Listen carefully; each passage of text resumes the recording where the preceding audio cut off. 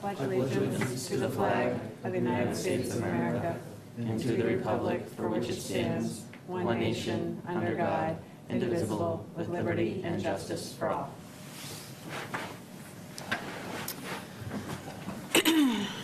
All right, we will start the meeting first with public comment. I'll invite anyone who has a public comment not related to the public hearing, because you could make those comments during the public hearing time, to join us now.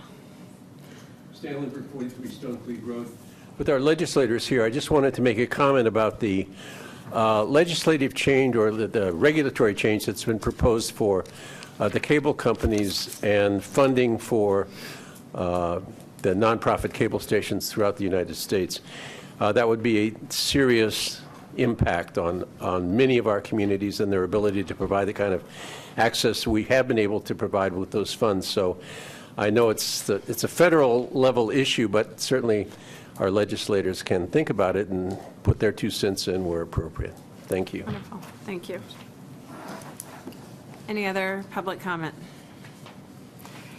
Okay, we'll move on to the approval of minutes. We have our December 3rd open session minutes in our packet. Everyone get a chance to review them? I move that the Board of Selectmen approve the open session minutes of December 3rd, 2018, as presented. All in favor? Aye. Any opposed? Motion passes. Next item is public hearing on the tax classification, given the error in the data we had in our last meeting. Our motion to open the public hearing. Madam Chair, I move to open public hearing on property tax classification. Second. All in favor? Aye. Okay, so included in your packets is the revised material provided by the assessor's office.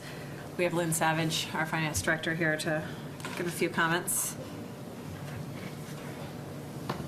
Okay, so as you all have been made aware, when our treasurer collector was running the tax bills with the billing company, she came across, at the end, our typical process every year is to verify the tax bills match the tax recap sheet, because that's by law. What we certify with the state is supposed to be equal to the tax bills. She could not balance to that recap number. So that, in our further analysis of it, we realized that the file that the DOR uploaded as the final certification numbers on the LA4 were omitted the affordable housing values adjustment. So once that was established that that error was made, we spoke with the DOR and they agreed the only option was to recertify our tax rate. Since our tax bills hadn't gone out, they said that was the best resolution, because if the tax bills had gone out, it would have been a much bigger issue. We would have ended up having to issue abatements across the board for a lot of different residents, probably 180 to 190 abatements. So having said that, the DOR uploaded the correct file that was given to them, reopened the recap, and the numbers are in front of you based on that adjustment. What that did, by including the affordable housing value adjustments, it changed the condos tax rate substantially, because it was based on that class code, which was the 102s. So what that did was made a minimal change to the residential tax bill savings, the commercial and industrial minimal change by a few dollars, but the condos actually pretty much cut their increase in half.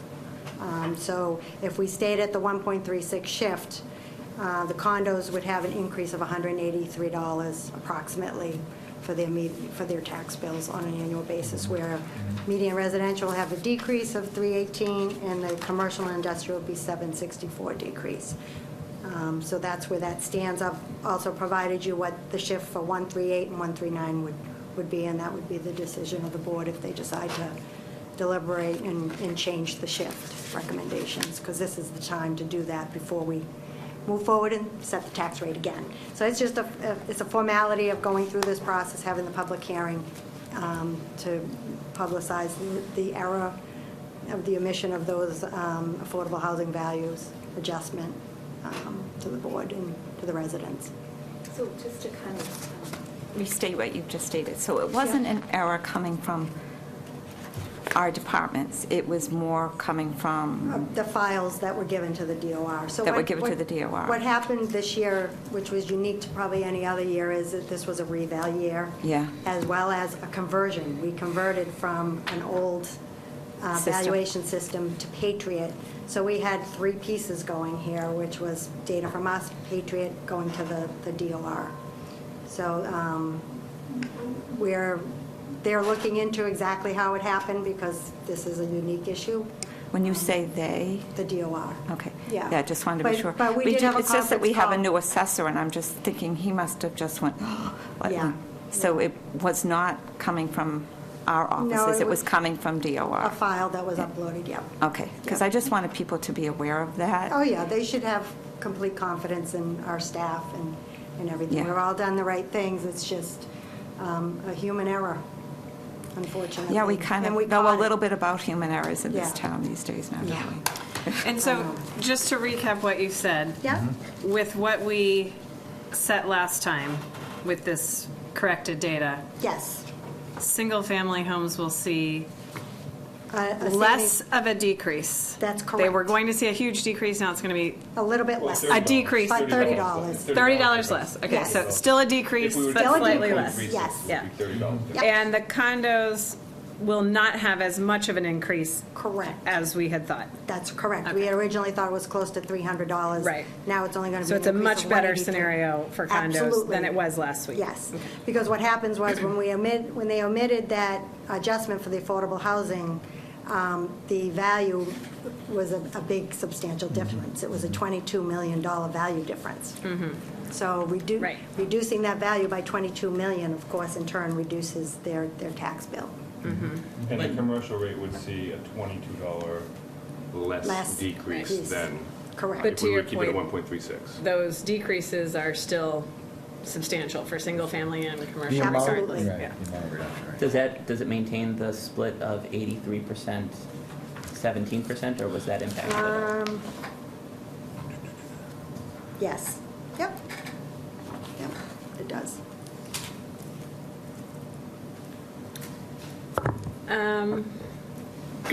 Any other questions for Ms. Savage? Could you explain to me what, by bringing in the affordable housing money that you talked about, The adjustment. The adjustment. adjustment on the values, yes. it was just an adjustment on the values? That's Okay. correct. Yep. Okay. So in the 102s, there is an adjustment, because that's where all the affordable housing units are. There's an adjustment that's made on the values every year. And with the file that was sent to them, they used the file before it was actually implemented. Because with the new software system, those entries had to be done manually to confirm that they were all accurate. You are so right. If this was an abatement process, it just It would have been a nightmare. It would Yes. not have Yeah. been good. So this process here really is a formality just to reset the tax rate so that the DOR can certify it. Yeah. Well, yeah, thankfully you have that checks and balances. So We that do. You can Yep. catch that, and Yep. yeah, we wouldn't want to have to go through that. That's great. Yeah, kudos to the staff for finding it. Yes. Absolutely. Yep, Great job. yeah. I mean, usually there's a small variance for rounding issues, but not $22 million value difference. Yeah, yeah.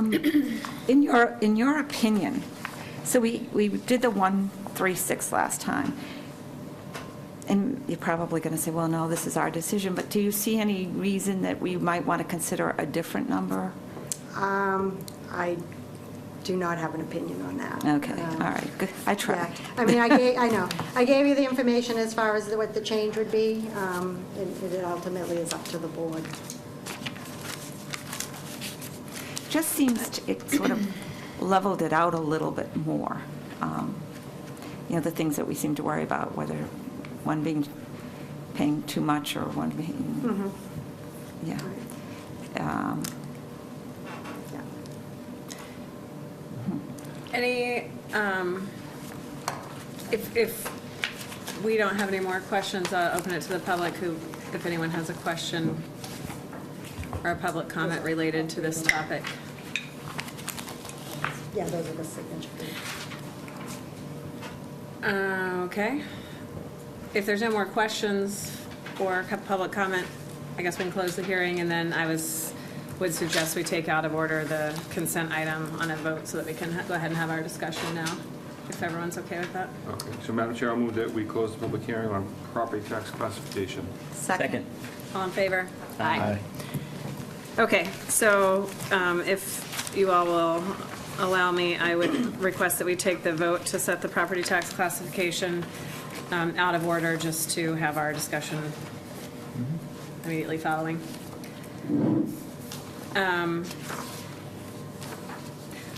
I will open it up. I believe we should maintain our position at 1.36. I think that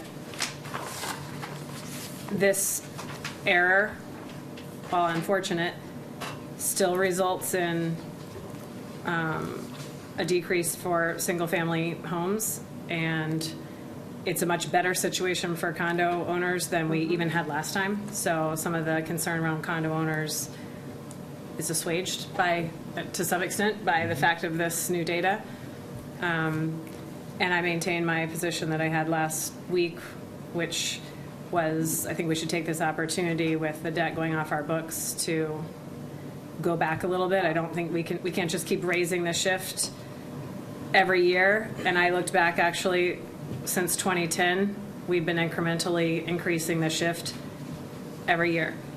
And at some point, there might be a big need to do that.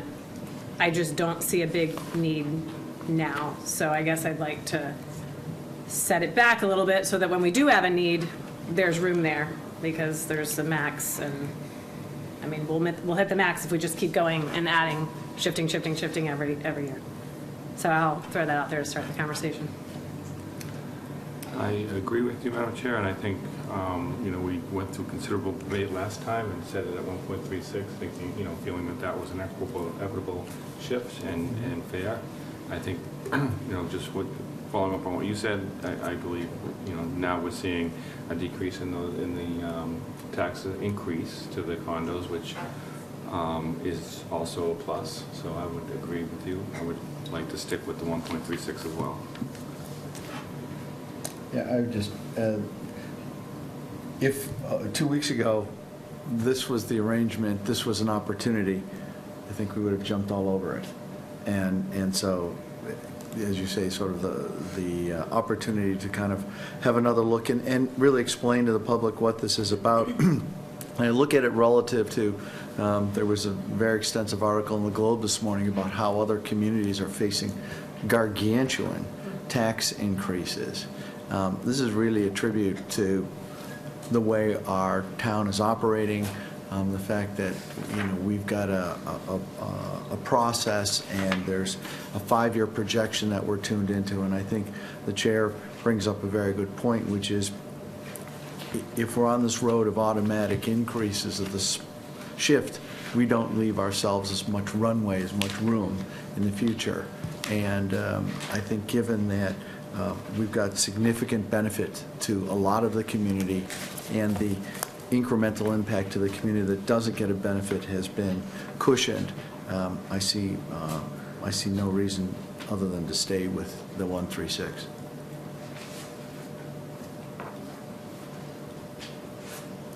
So I would offer my position the same as last week, which is the framing of the argument seems to be the staying. We are at 1.39 right now. I would advocate we stay at 1.39 and the incremental shift. And I don't think that we should be shifting just to shift, but it's been to me the philosophy, and the philosophy of this board has been that we want an 83%, 17% split in the burden of how we share the budget. And so homeowners have shared 83%. Business owners, so commercial industrial, have shared 17. As Lynn Savage just said, 1.36 or 1.39, it remains consistent with that philosophy that this board has operated with since at least 2014, and so that's why the shift has actually gone up a little bit. It's because we've been chasing that 83% balance, and as that's adjusted, so have we. And so I would advocate that we stay at that, because whether it's going up by $182 or $318, I think that it's really tough for our multifamily and condo owners, and we aren't only talking condo owners, but of course, multifamilies are seeing a dramatic dollar-for-dollar increase as well. I think that the message we should be sending is that when there's an opportunity to blunt increases, or I should say, if there's an opportunity to stay the course, we should stay the course instead of proactively shifting the burden back on them. Last year, we faced a similar situation where homeowners were experiencing a 4.5% increase in taxes while businesses were experiencing a 4% decrease. We adjusted the split. We stayed consistent with our philosophy of an 83%, 17% split. And after we made that vote, we did it. I should say I shouldn't put words in anybody's mouth, although if you go back and watch the meeting, we did it because we wanted to blunt the increases on single-family homes. Even with this new data, our condo and multifamily owners are looking at the same type of increase, while our business owners, last year we wiped out any tax savings with the adjustment. This year, if we stayed the course, our business owners would still get a $666 reduction. That's our median business, a $666 reduction, if we stay with the 1.39. So to proactively go to a 1.36, frankly, I just don't understand what the gain is, and I don't understand what the philosophy is that we're chasing that doesn't immediately conflict with the decision this board made last year, and actually, frankly, in prior years. And last year, the decision was unanimous, in fact. And for the record, last year, again, we adjusted the split towards businesses, not away. And so this year, we're just advocating, or I'm advocating, that we stay at that same split.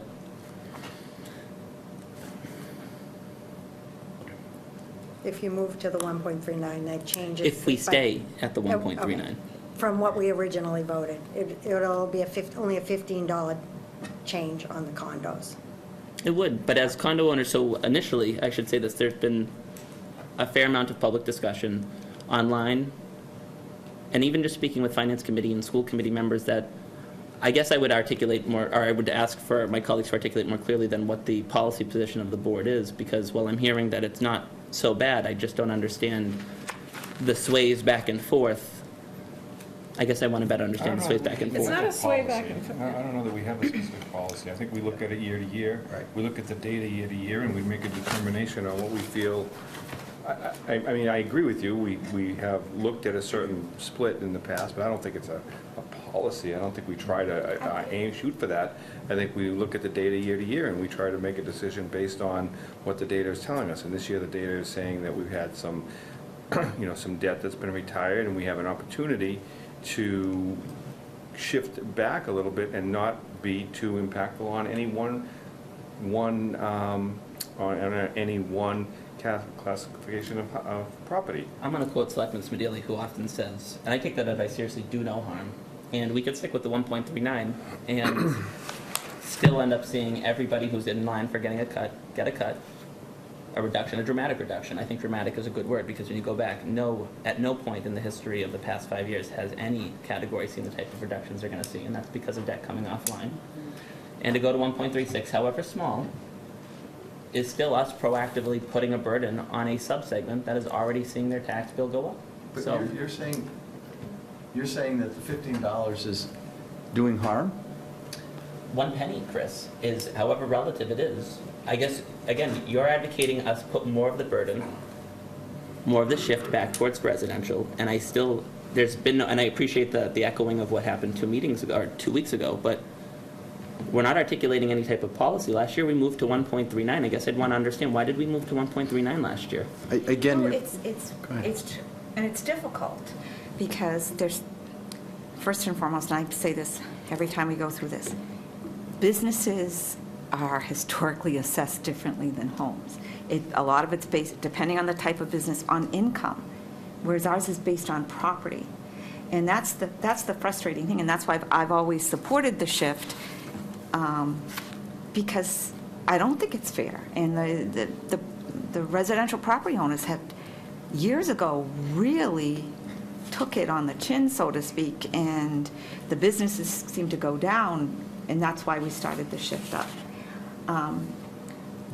In all fairness, I almost could choose any one of these. I could make an argument for any one of these. But I do think that Regina makes a good point that it is an opportunity to bring this. Again, I'd like to think that we're trying to treat everybody as fair as possible. That's actually what I was trying to say from the beginning, and I got off my own message. But And that's what we've tried to do. But it's not always fair just because of the dynamics of assessing and the different types of assessments that are done. And that's, I think if there's a policy unwritten, it's sort of, when we finally shifted what we thought was a more fair way of doing it, from that point going forward, we try to make it almost even for everybody, unless there's, in my opinion, a real economic reason as to when one segment really got hit really, really hard for whatever reason. But I think Regina did make a good point. There's only so high we can go with the shift. Where, to be 1.5 clear, is it. you're, 1.5 is it. And Andover, I think, is already there, pretty darn close. I think they're at one. we're not advocating, though, going higher. We're advocating, or I should say, I'm not advocating going higher. I'm advocating staying at the split we voted for last year. So this would have been a fair But debate. at some point, it's going to end at some point. If we kept on the track, which it's every year, we either, Or you bring more businesses maybe we keep it the in. same for 2 years in a row, but then we go up. I looked back till 2010. And so at some point, we're going to hit a wall, and we're not going to be able to shift anymore. And then what are we going to do if something happens where, God, we really need to make a shift so that every person who owns a home in North Andover isn't absolutely killed? I want to have some runway, and the opportunity is here. I'm just saying we have the opportunity because of the debt goes off the books. Debt's not going to go off the books every day, every year. So while I hear what you're saying, and like Rosemary said, they're very close anyway. I mean, it's not, they're very close. A condo owner is going to have their tax go up regardless of what we decide in this conversation because of the fact Because the properties have gone up. because their property value's gone up. So again, this is So- the debate that we had last year, and you're advocating the change, not me. I wanted to stay where we voted last year. and- But I want to make a change to allow more cushion because we have this opportunity. Yes, but the Because we have the opportunity, opportunity that's not going to at- be there every year. the opportunity at the expense of a segment of the population that is still seeing their taxes go up regardless of if we stay the same. And We're I know- never going to have an opportunity like this again, though. It's But their not. property And their values property went up. values have gone up. But that was the case last year, and yet when it was single-family homes, I'm just going back to our minutes and going back to that meeting, when it was single-family homes that were impacted, we were quick to the defense. And we wasted no time unanimously voting last year to go to 1.39. I mean, it was a very We didn't brief have debt discussion. going off the books. That's all the more reason why we should, that's, That also impacted condos too. The It struggle- also brought the rate down for condos too, or reduced the increase for condos as well when we but went the, 1.39. indeed. But the impetus was that we stayed with our 83% policy, and we managed to share some of the burden. I mean, this year, we're proactively reducing the split in order, again, a 1.36 is different than the current 1.39, and it would be shifting more of the burden back onto homeowners, even as It's some still an homeowners I are. still want to keep it. It still is. I agree. So philosophically, we as a board, like you said, it is so small. So I'm asking, why would we be changing it when it's so small? What type of message is that sending to those people who are experiencing an increase when last year, We said again, it though, we said why, Right. because we wanted to crank it back a little bit so that we have some room, we have some running room in the future. If we have to move it up next year or the next year after that, you It's- know, we have an opportunity this year. And like we had in 2015, I think it was, when we only had to raise the levy by 1.25%. You look at the data year to year and you try to understand what years you have some potential opportunity to make some positive moves. in fairness, actually in 2015 that's a good example. That's when the board voted 4-1 to actually shift again more towards businesses and away from homeowners because condos specifically were facing a serious hike. It wasn't the same case with residential. I mean, it was the case with, it was not the same degree with single families, but it was the case with condos that year. And that year the board, and I realize we have some new members, but that year the board voted, they said, well, you know what, it's not fair that one particular subsection is getting hit while other subsections aren't, and we should look at that particular group as well and not just say, well, overall it's a wash because homeowners that are single family owners get the benefit. It's clear where this board is going. The feedback from residents was just, given that it is largely symbolic, why wouldn't we take the symbolic vote of standing with everybody and trying to be as equitable as possible as opposed to proactively shifting the burden away from a group that is currently getting, again, if we stayed at 1.39, the group is getting at 1.39 they're getting a $666 cut. And so I think we have new information and it's simply fair. And of course, I think going into this meeting, I know that people I spoke to didn't, at least in town government, didn't actually give one thought one way or another because everybody was getting a cut for the most part. why would we proactively shift? And I mean, we have new information. It's completely fair to stick with the 1.39, which, again, we supported last year. I guess I look at it, it's like reserves. But that's sort of how I look at this shift. It's the same concept of, we could spend the money, or we could put it in reserve to build for the future. And I think that's part of the strategy, A. And B, we don't really have an opportunity to impactfully, truly impactfully, change the weight of this. If there was this dynamic shift that 3.6 or 3.9 would put on one class, then I think there's a case to be made. But since we don't have that, then I think, and again, we're dealing with a community issue here. No matter what, there's people's homes who've gone up tremendous in value, others who haven't, not just because of the class of property. That's our challenge as a community. And I guess I would look at this and say, our message at the end of the day here, I think gets sometimes a little lost in this. The reason why our citizens are not facing the type of tax increases across the board, and the businesses across the board, is because of how we've managed our finances, and because we have a plan, and because we have a process to this. And so I don't want our discussion here to kind of hijack the net effect of all of this, which is extremely positive.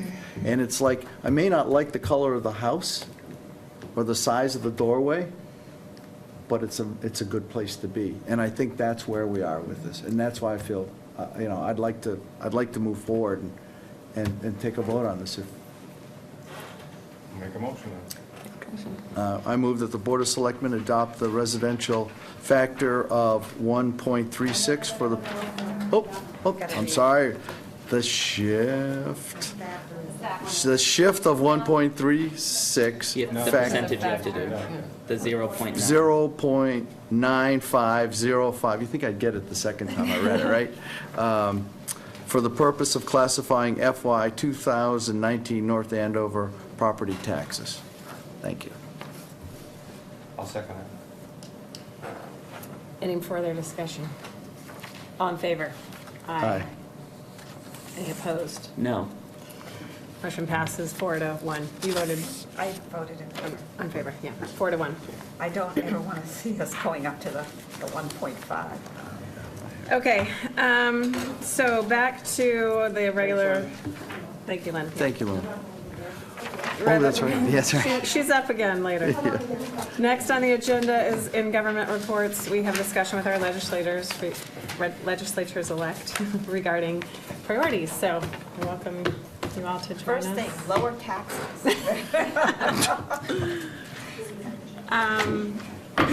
Where's Senator Carr tonight? Is he, is it only the legislators Oh, he's elected? probably still coming, no Oh, you worries. do?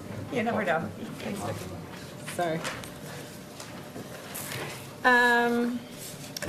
So if it pleases the board, I will ask our legislators-elect, I guess, if they have any opening comments that they want to share about their Yeah. priorities or things they already know of that they are interested in fighting for, and then maybe we can give them our thoughts and take forth with them. Sure.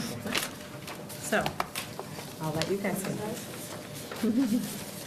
I'm Christina Minicucci.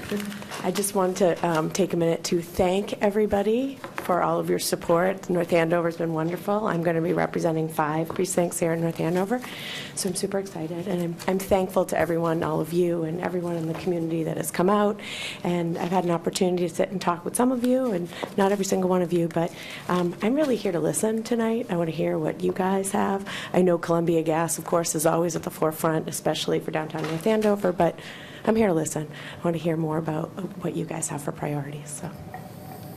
Thank you.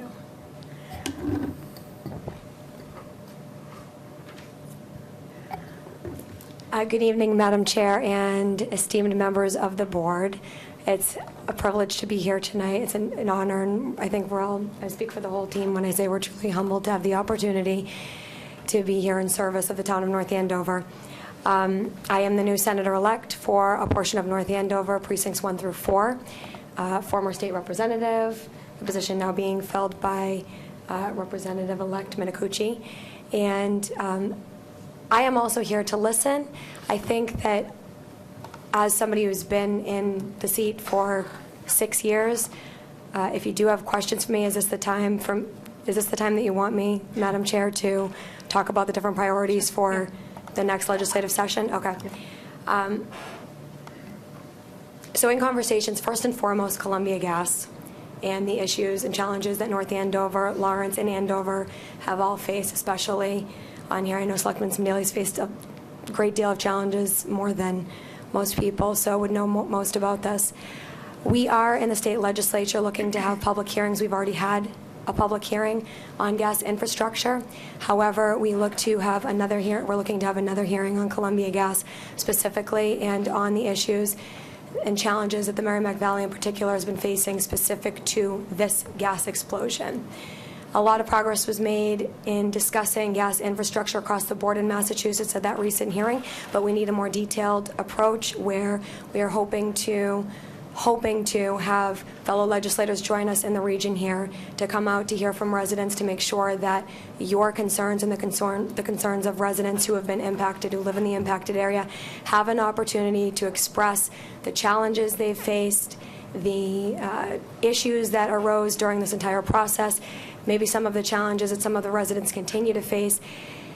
I think it's really important that we have an opportunity as a legislative body to hear from the collective community on the challenges that they've been facing, because, you know, the legislators that I work with, they're reading the newspaper, they're watching the news, but they're not the ones that are working day in and day out with the missed appointments, with the need for clarification on different issues, with the very poor communication that Columbia has had with residents in this community.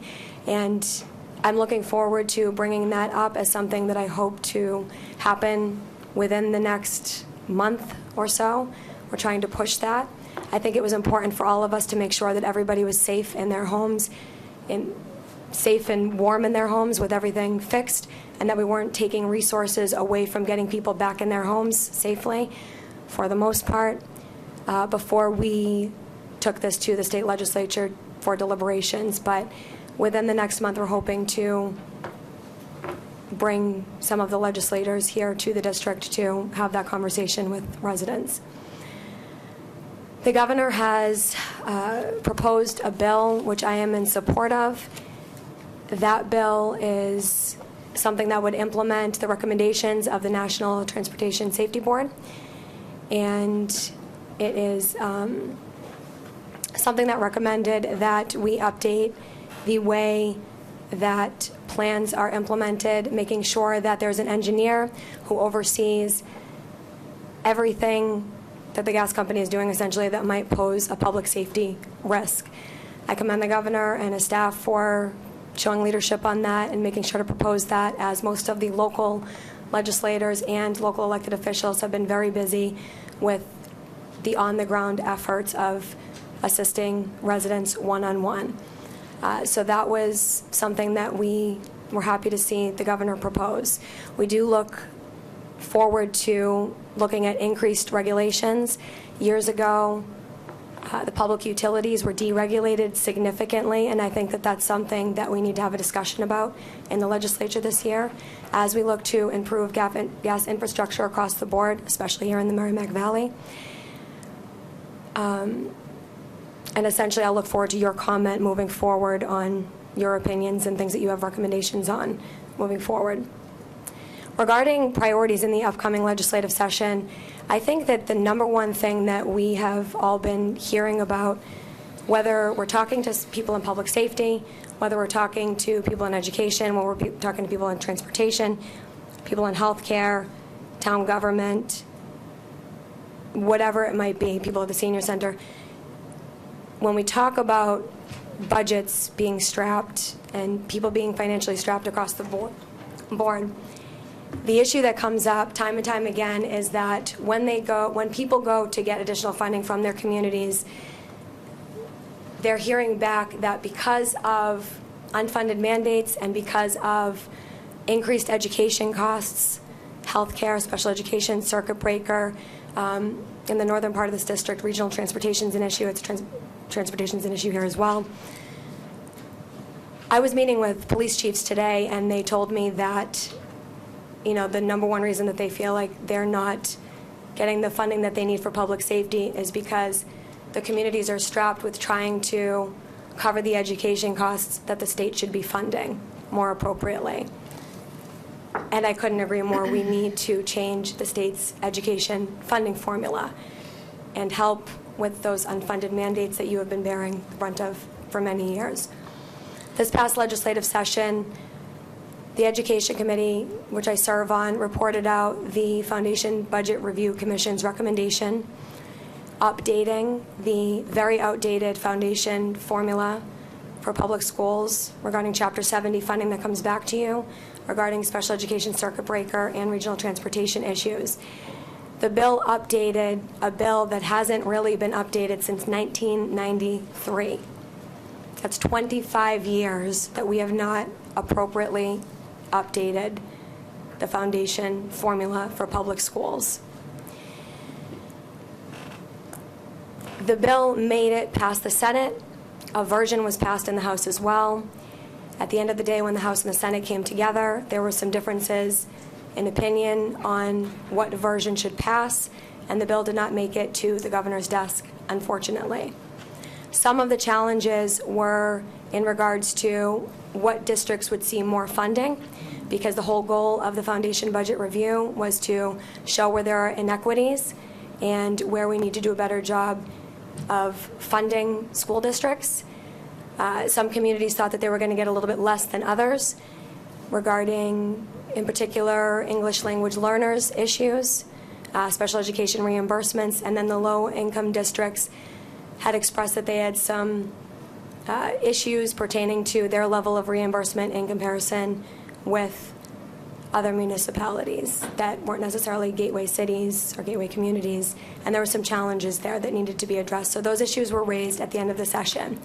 What the foundation budget review did identify that was included in the bill that I think will significantly help places like North Andover, and this is coming from my conversations not only with other legislators but with your superintendent, members of your school committee, members of the Board of Selectmen, the PTOs here, and advocates, and the teachers, is you are going to see some significant funding coming back if the bill does pass in this session. It's going to reimburse special education costs at 16% instead of at 15%. It's been funding special education costs assuming that the costs are going to be about 15%, so they raise that about a percentage point. Of course, we're going to be advocating for more, but they are raising that another percentage point. They're also going to look to increase the assumed cost of out-of-district special education students and transportation costs that might be coming along with that, and make sure that the assumed costs are higher than in previous years. That number hasn't yet been determined, and I welcome your advice on that issue.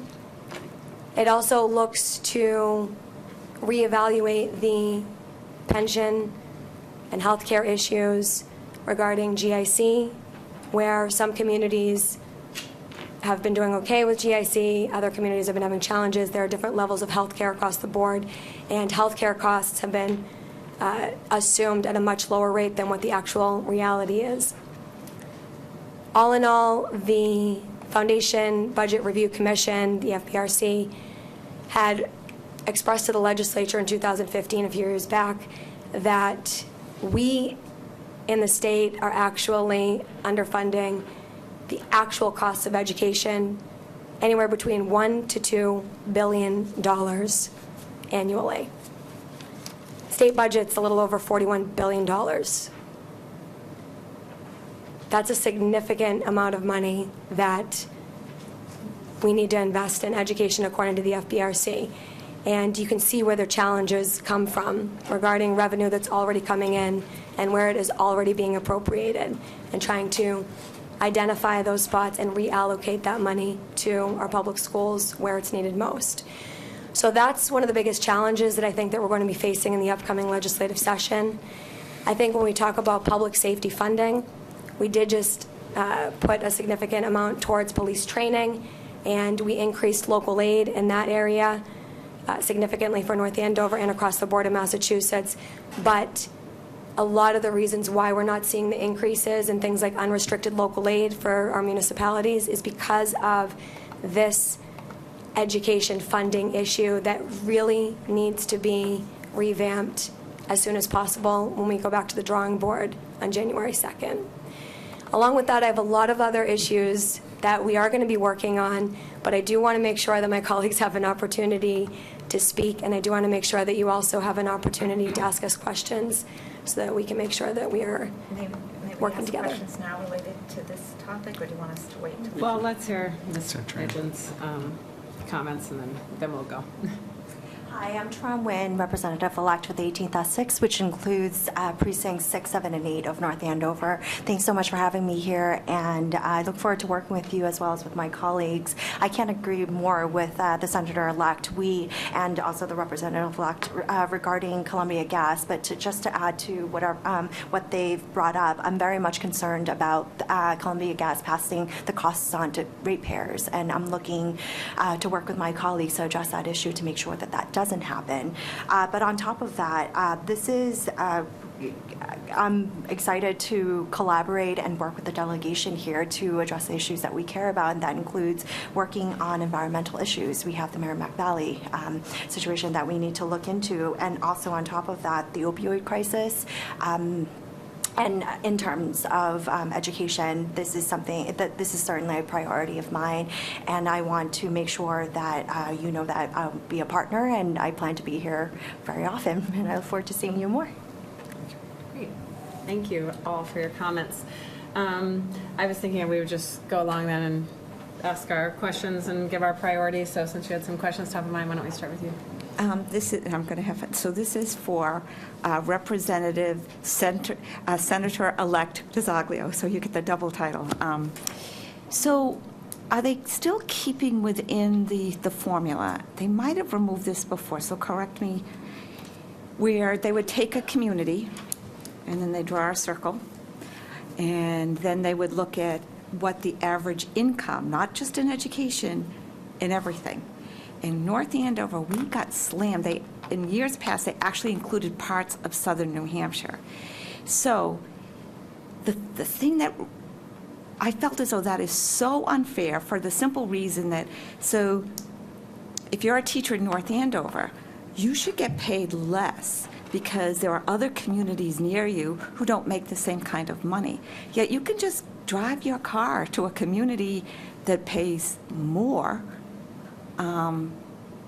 So it's not like you're bound to this boundary, and it's been a problem. We would take a community, and I'm using this as an example, it might not apply now, where Westford, similar community, was getting more money than North Andover because their circle included communities where the average income, and again, it's not just education, it includes laborers, it includes everything. Is that still part of the formula? So in regards to the specific lines and where those lines might end or begin, I am not sure about that. I will look into that, and I will send you an email. I couldn't agree more with It's you, just though, that it wrong. needs to be reevaluated, because there's not a one-size-fits-all, obviously, for communities that might be in close proximity to each other. Right. You know, we see a huge disparity. Use the example of just North Andover and Lawrence. You know, there's a disparity there, and those disparities need to be accounted for, and everybody deserves an equal opportunity for a great education. But we need to make sure that we are looking at all of the different dynamics, and that we're not just generalizing and, you know, drawing a circle around geographic territory, that we're looking at all the different aspects of the different communities in that locality. Yeah, So we I can don't continue even- to look at that. And That'd be great. They might have at least taken New Hampshire out of it a few years ago, because I've been bringing this up. But it just doesn't even make sense. You know, I could make a very good argument that a community that is more challenged, maybe their teachers should get paid more. You know, so that it just doesn't make sense. I don't know why they were like establishing neighborhoods of how much money you get. that isn't just directly education money. I mean, it's just, I don't know where they came up with it and why. It just doesn't make sense. To your point, the system's been broken. Yeah, for a very long In ways like time. that, in many other ways, Yeah. for a long time. And when we're underfunding public education according to this bipartisan Foundation Budget Review Commission by about anywhere between $1 billion to $2 billion, that's problematic, and this, potentially could be one of the issues that was examined during that process. But again, I'm not sure on that. Okay, So I will fair do enough. some research on that. And I wasn't sure even asking the question, so fair enough. But I will do some research, and I'll make sure to get back to you on that. Great, thank you. Thank you. I would just say, I have full confidence that you will have good connectivity with our community. And so I see really more of the question of, how can we help you be more effective? I mean, my frustration, just kind of on our own little Board of Selectmen here, there are a number of pieces of legislation last year that were right on top of the finish line. Dealing with zoning, for instance, and affordable housing. Right there, pretty much everybody in the House agrees, and yet it just falls off the cliff. So what can we do to help you get that push downfield and over the finish line? Because that to me is the bigger problem in many ways than hearing it, because I see the action there, I see the effort to put a result out there. How do we help you? What can we do, individually and as a community? A lot of these things die in the back rooms and the back halls of the State House. We need greater transparency so that our residents can better participate in the process. We need you to know about what's going on in order for you to be able to have a voice to express your opinions to us. And what's happening is, currently there is a push for greater transparency at the State House for recorded roll call votes to make sure that amendments, not all amendments are consolidated, because what ends up happening is when you have several amendments consolidated, a lot of really important things get lost in that huge comprehensive version of an amendment or a bill that's filed. So there is a push to start making things more transparent, making sure that the general public has greater access to the bills that we are voting on. And I think that that's how you can help right now, is by assisting your legislators who are pushing for greater transparency at all levels in making sure that we have the support in the community to push for that.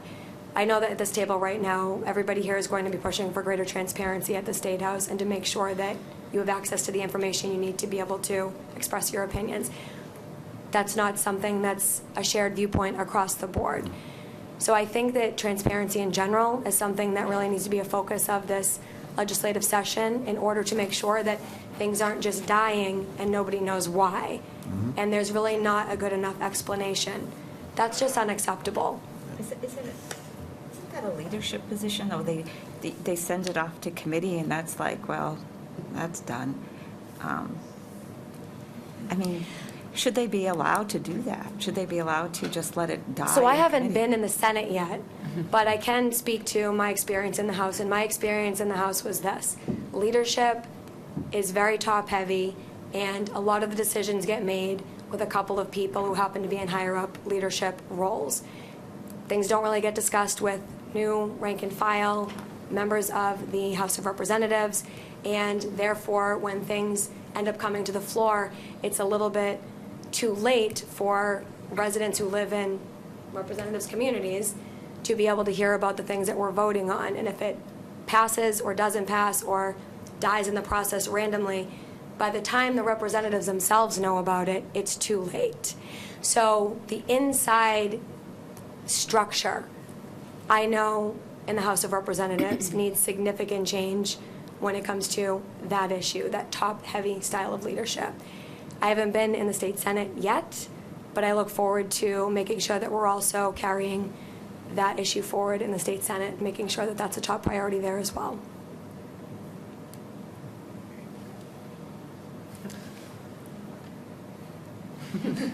I'm smirking because If anybody else has a comment, please feel free.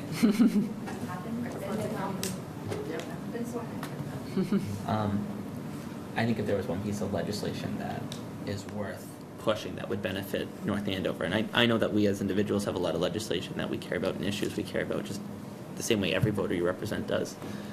But as a board of selectmen and as a town, adjusting the CPA formula, so Community Preservation Act, and I know, like, and they're laughing because I've talked to them, like, at length. However, I will say, since we've last spoken about it, Governor Baker did come out also supporting the legislation as well.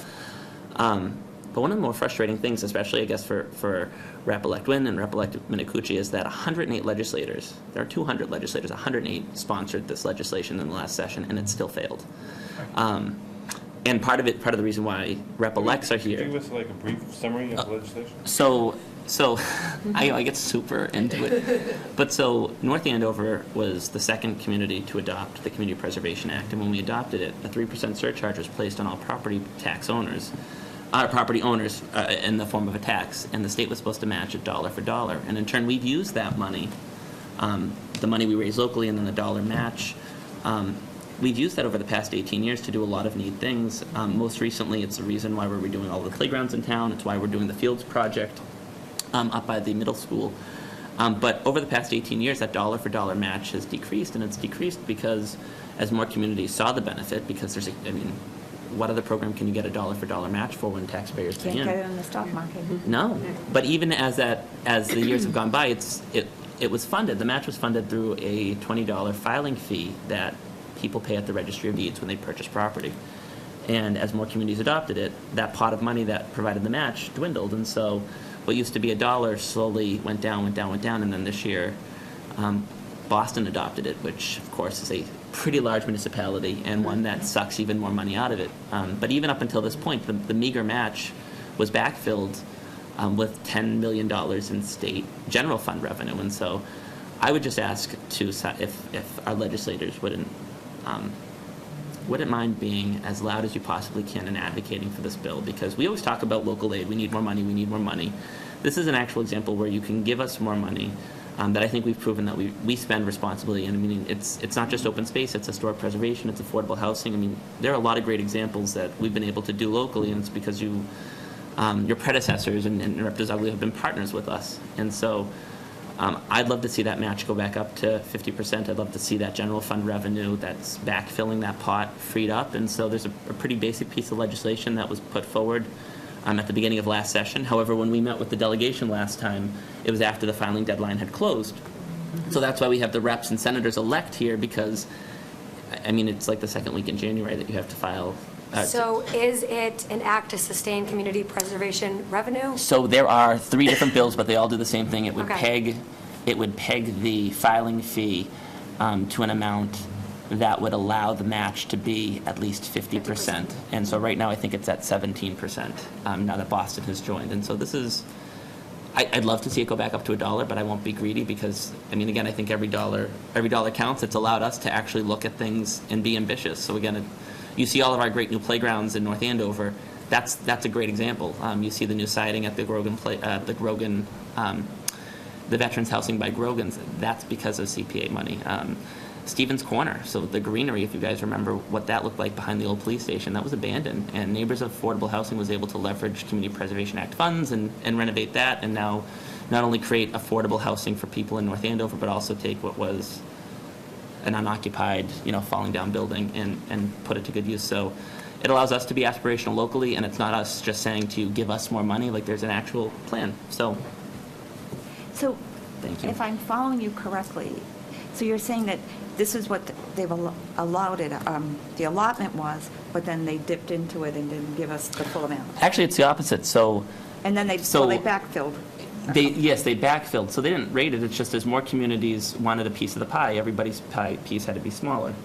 And I guess you could say the state decided they wanted to add more to that pie, and so they took what was general fund revenue and backfilled that pie.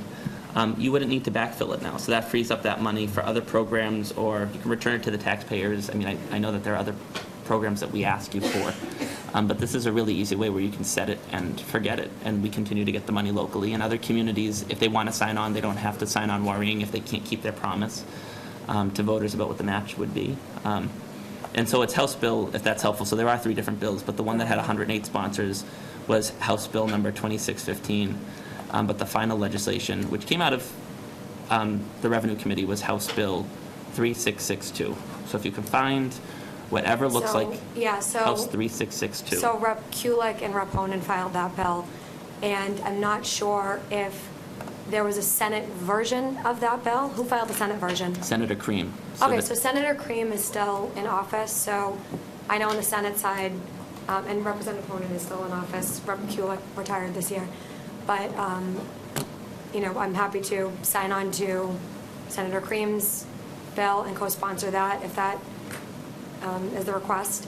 And then if there's a further request on that, if there's something that you want to amend or add, you know, and maybe a new ramped-up version, let me know before the filing deadline, which is, I think, the second week of January. The only thing I'd request is if your offices wouldn't mind, as hearings are scheduled for whatever that legislation is, just letting the town manager's office know, because I think Okay.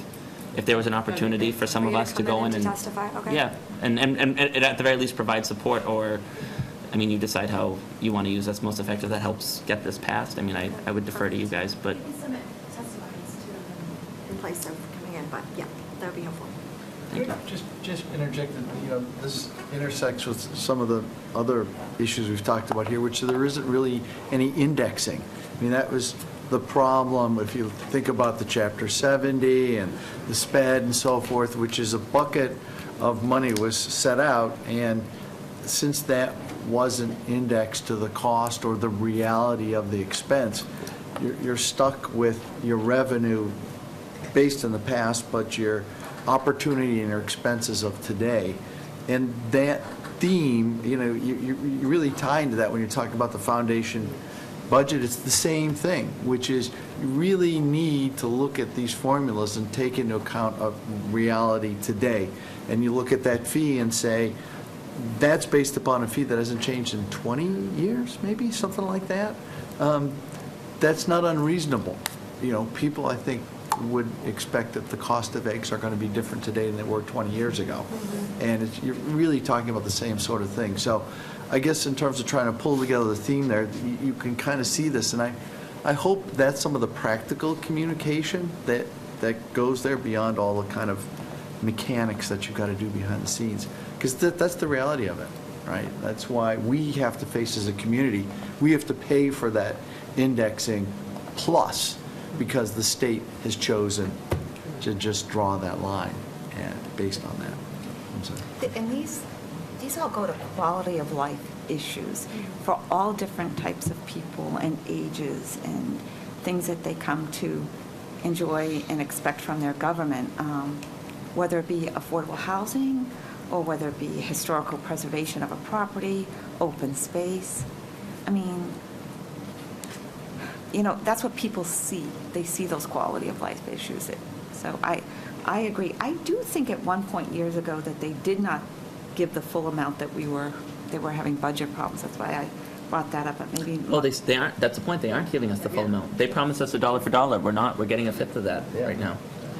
Yeah, And it's that's- gradually gone down. We haven't It's gotten gradually $1 for gone $1 down. So that- since before any of you. I mean, that's a promise made and not kept. Exactly, right. That's what I was asking you. I'm sorry if I didn't articulate it well enough, because And I it's was. also an expectation of the folks paying that on the tax. Yeah, we bill. were expecting, well, long-term planning, that they're figuring, okay, we'll pay so much for this project this year, and then next year, and if it's not, they're not doing what they've promised, that's not good.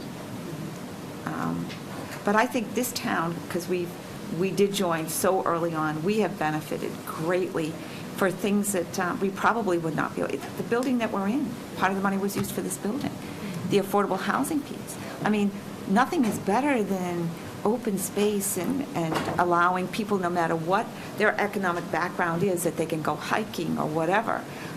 Or the fact that we've preserved our land around our lake where they can go out on a canoe. I mean, it crosses all economic boundaries. So, again, I just can't say it more plainly than it's a quality of life issue for so many different people. And historical preservation, just preserving records, things that are important. Once they're gone, they're gone. So. Do you have anything to add? Okay, well, I had three quick things.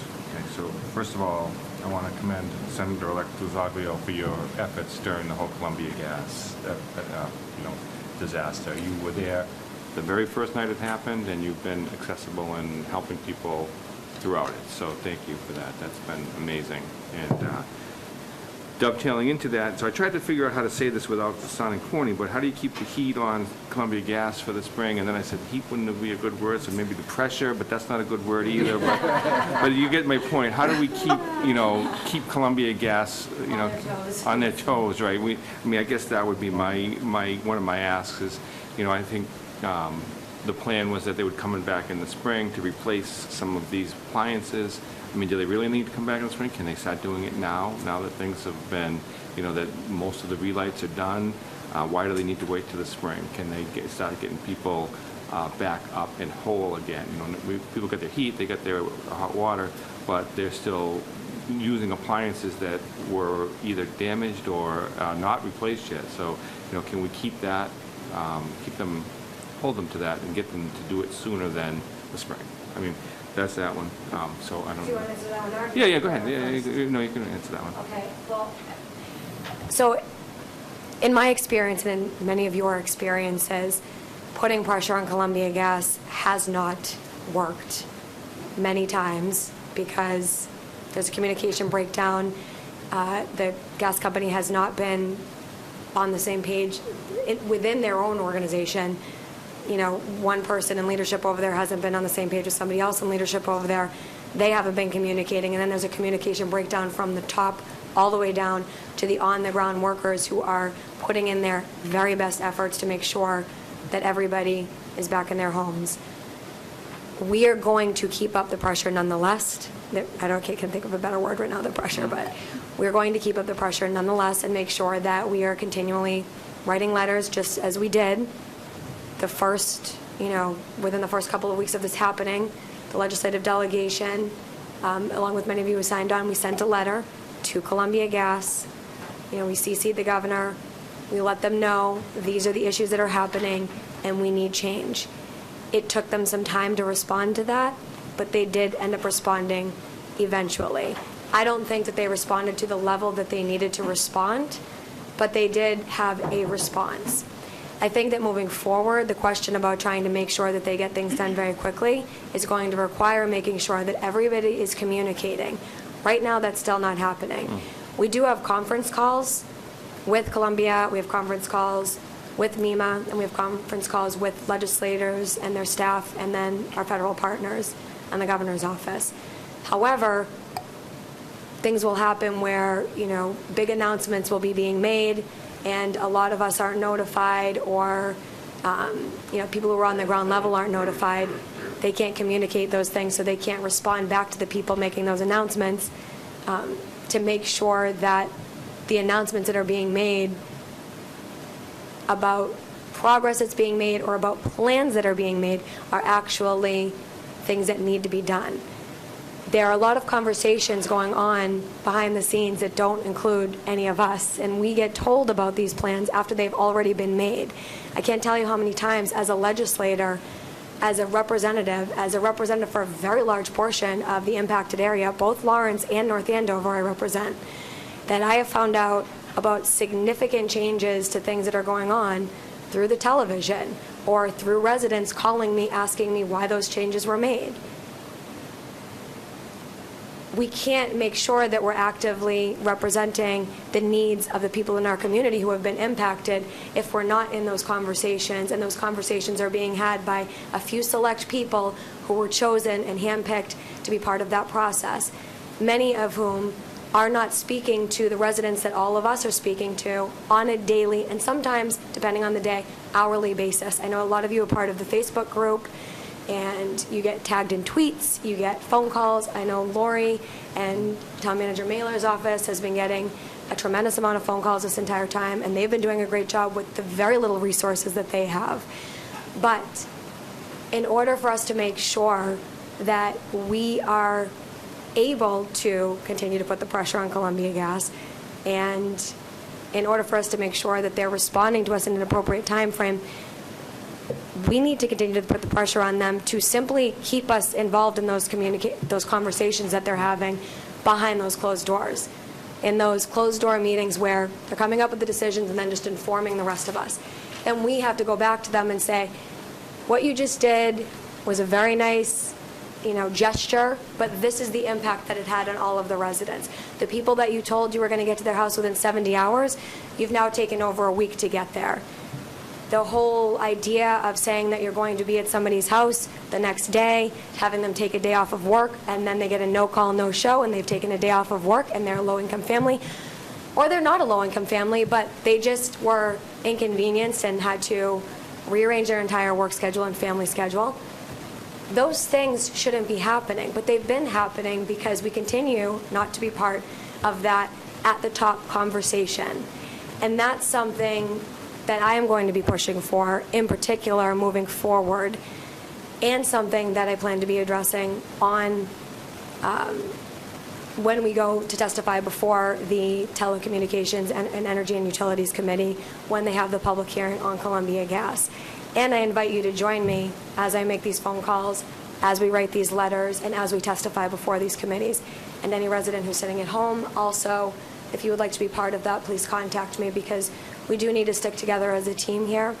I don't think that Columbia is looking at me or at you saying, oh, they're a state legislator or they're on the Board of Selectmen, we better, hurry up and act. I think that it's going to take the collective community sending a strong and loud message like we did at the beginning, and keeping that message right at the forefront, staying loud, staying strong, and sticking together. Even those who have already had their heat restored and are safe and warm in their beds right now, I hope that they will continue to voice the need for these things to continue to happen for those who haven't yet had their gas restored and aren't yet back in their homes, because we need everybody to stay at the table for this conversation. Thank you. So that kind of leads right into my third question, or my third comment, which is for the whole legislative team here. So what are your plans, and I know it may be a little early because you're not even having this one in yet, but for public access to you guys? Are you planning on having like office hours? What would be the best way for people to get in touch with you, to reach out to you? Obviously Facebook is one way, but not everybody's on Facebook, Twitter, whatever, but if there's opportunities for people to reach out to you and to communicate with you, what's the best way for them to do that? So for me, I plan on having regular office hours. I'm still trying to figure out a place, but it's most likely going to be either a library or somewhere here in town. And I plan on having it both on, during the weekdays and weekends, or evening hours, just to make, just to be more accessible to the people. We will come up with a schedule and we'll notify you all, as well as we'll put it on our social media channels, and we will have a website to update you on the things that we're working on. Yeah. Same, I plan on having office hours, but throughout the campaign, I left my cell phone number on every single door I went to. I gave everybody my card. I'm happy to give it to you online. I have not changed it. It's 978-490-0897. I've had that number for a long time, but I'm very happy to take phone calls, and people have reached out to me. I mean, from before I was elected to after I was elected, asking me to help them with all kinds of things. Like, for example, what you guys were discussing tonight about taxes, I got an earful. So do not be, they came to me immediately. So people already know who I am and know how to find me, and they'll continue to know how to find me. I'm not going to change my phone number. But again, I think it's important. I've spent a lot of time since the election just going person to person, talking to a lot of people in the community, but also to different organizations. I've gone to Lawrence, Methuen, Haverhill, and here in North Andover, and just reached out to as many people as I can to see exactly what I can do to help and how to be most accessible.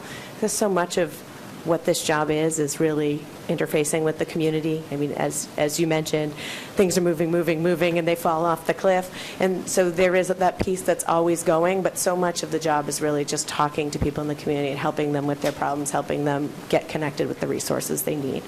And so, Trom and I are lucky enough to get one aide. Senator-elect will have a slightly larger staff, but our aides will also, of course, always be available to everybody in the community too. So you'll have access to both of us at all times. So And I'm usually running around town, literally. People run into me, so if you ever see me, you can always stop me and say hi. So. Yeah, thank you. And I'm available to meet by request. My email is going to change, so I'm going to give you a separate personal campaign email just because it is going to change when I move to the state senate. So Diana@DianaDizaglio.com for now, and I will be in touch with the new email. And then my cell phone, I think you all have it, but for residents at home who might want to contact me, 978-390-0408. And I'm also on social media as well, Facebook, Twitter, Instagram. So whatever your preferred method is, please feel free to contact me anytime. Since you all gave away your cell phone, I guess I will too, because it's also on all my materials. She gives her card to everybody, too. 978-566-9780, and you can contact me at trom@votetrom.com for now until we get officially sworn in and get our official emails.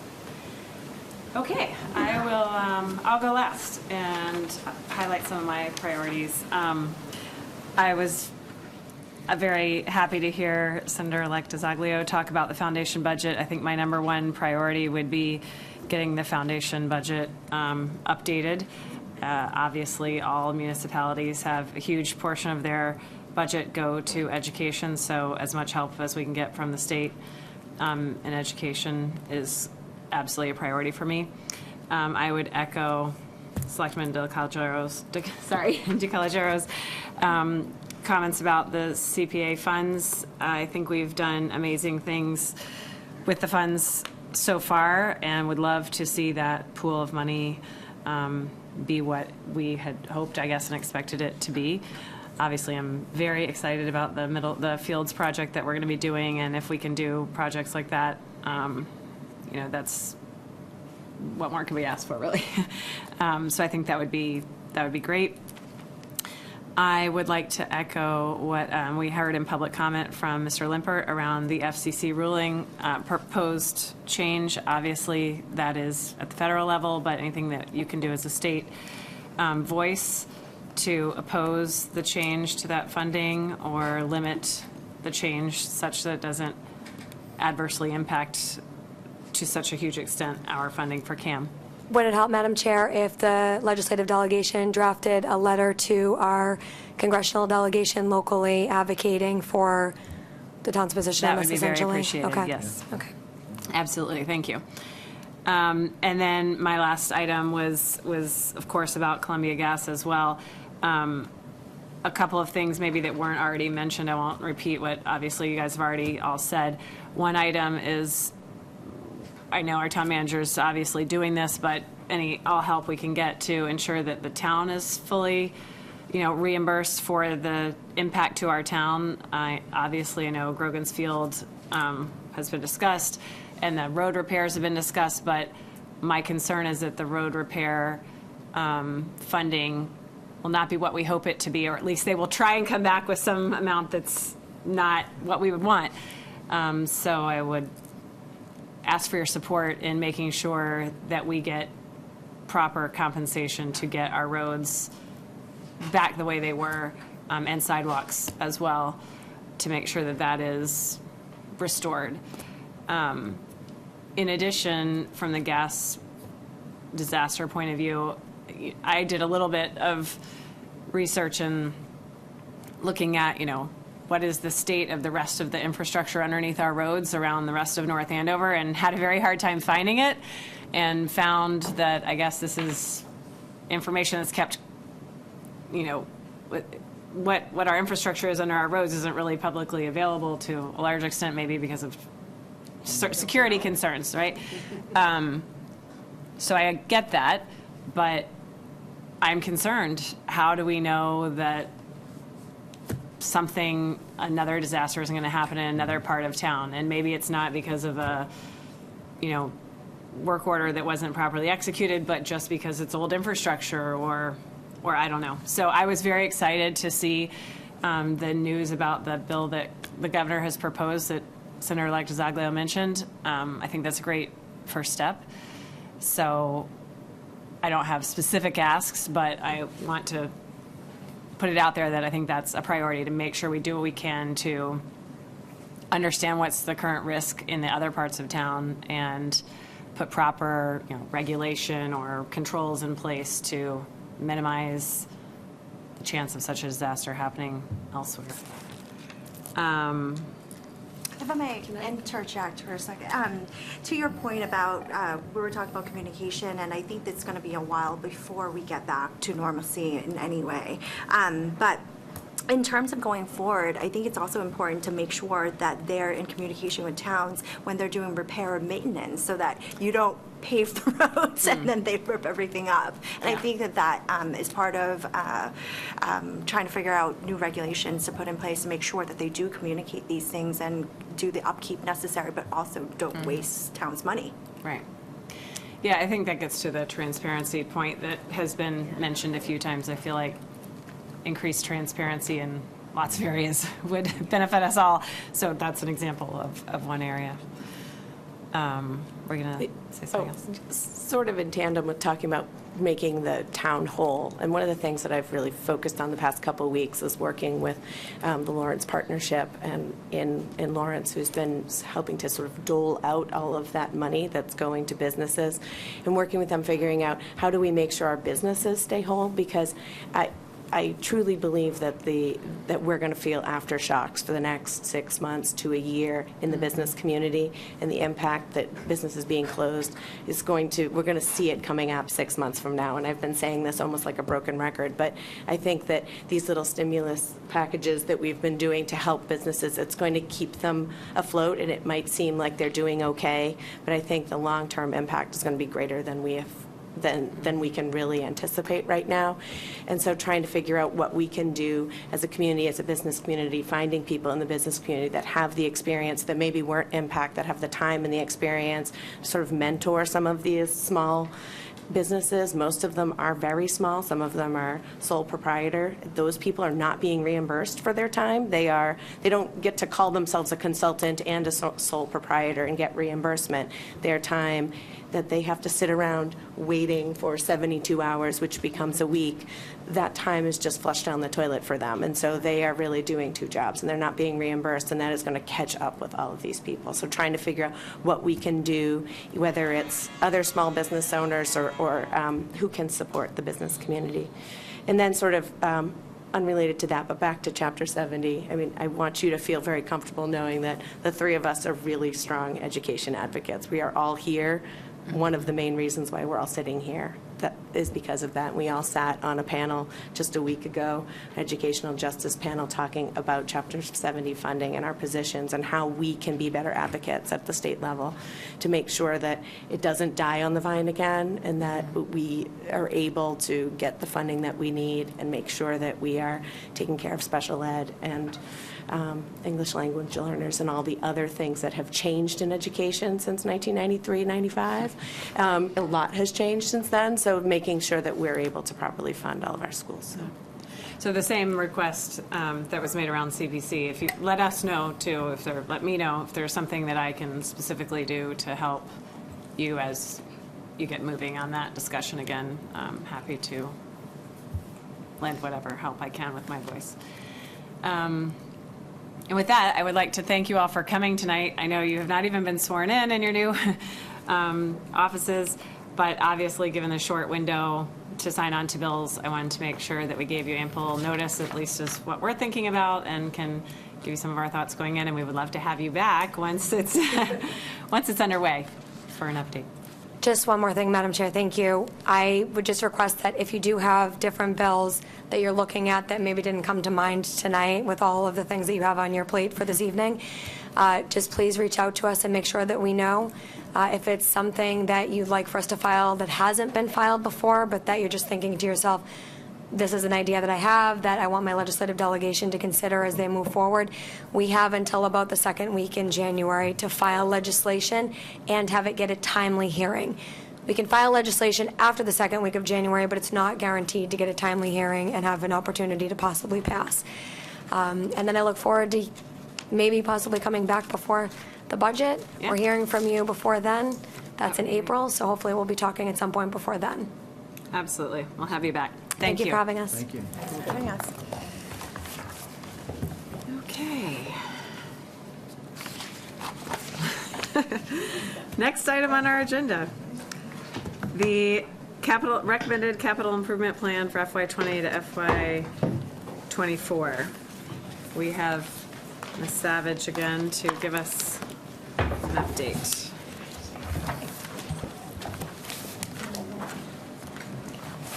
Thank you, Lynn.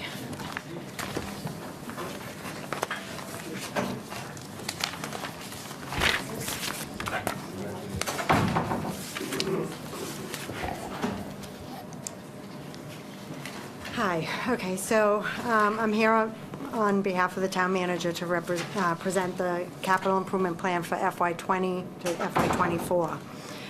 Pursuant to Chapter 9, Section 5 of the Town Charter, I hereby submit to you for review and consideration the town manager's recommended capital improvement plan for the general fund and the town enterprise fund for FY20 through FY24. The valuation of the FY20 CIP request remains consistent with the process in prior years, and each project is rated and scored based on an accepted rating criteria, which is within the pages of the CIP book, the criteria. In continuing of the town's common goal to continue to implement practices which will result in maintaining a sustainable municipality and ensure the stewardship of the town assets, the CIP request funding, which helps maintain our infrastructure and increases our ability to efficiently deliver services while controlling the debt service as a percentage of operating revenues. It is also a primary tenet of the CIP to compel division directors and department heads to think beyond the immediate term and focus of mid-range needs as well. This CIP requests funding for roadways improvement, a sidewalk connectivity plan, the remaining projects of the Facility Master Plan 1, the Facility Master Plan 1 funding of Facilities Master Plan 2, various rolling stock, including 2 fire engines, playground improvements, information technology enhancements, annual building maintenance, and several other projects. Consistent annual capital investments in each of these categories will prevent the town from returning to the days of deferred maintenance and respond to proposed projections. I'd like to highlight a few of the items within the capital project. Again, this is consistent plan that we've laid forth year after year. The first 4 years of the plan are in line with what was presented last year. The 5th year is the new items moving forward. A couple small changes in the current year, FY20, is the $750,000 request for the senior center construction. This is the 7th phase of the Facility Master Plan and the final of the Facility Master Plan 1, which is structured around the senior center, which is expected to open in fiscal year 2020. The change in the marketing conditions of the construction industry and the cost escalations warrant this additional cost associated with this project. As we have done in previous years, the Facility Master Plan, we have kept all 6 projects from the first initial project of Facility Master Plan 1 within the budget that we set forth, without asking for additional funding for the escalating cost of construction. We've managed to do all of those 6 projects without coming back for more funding. And now that we're at the 7th project, so many years in advance, 5 years in advance, 6 years, the costs have just escalated so much that we have come to ask for this additional funding of $750,000, which we are recommending that be funded with free cash, as we had done with the Brad Street Early Education Complex. When that project was over, we needed additional funding. We funded it with free cash, which then in turn doesn't increase our debt. And that was the purpose of using one-time revenues for infrastructure for one-time costs, not for operating. The second item is the Facility Master Plan 2. In this current year for FY20, we're asking for $50K, which is the funding for the assessment cost for the plan itself moving forward, Facility Master Plan 2, which is incorporating school renovations and the assessment for future projects like the fire department, youth center, and library, what might need to be done for the infrastructure on those 3 additional projects. Thirdly is the playground. This is a continuation of prior year commitments based on the playground plan. It's on 11 playgrounds. It's usually funded through the capital, $50,000 a year, and there's additional funding that is from various sources, which is CPC and operating budget to continue with that plan. Building maintenance has increased, and this is due to address deferred maintenance in the school department. There was discussion with the facilities manager, the director, Steve Foster, between him and the school department. They have identified continuing maintenance with the school buildings that they have been trying to incorporate in their operating budget, which has just gone beyond their ability to support in their operating budget. And it was a discussion that we would incorporate it into the facilities building maintenance budget through the CIP, which is he oversees it anyway.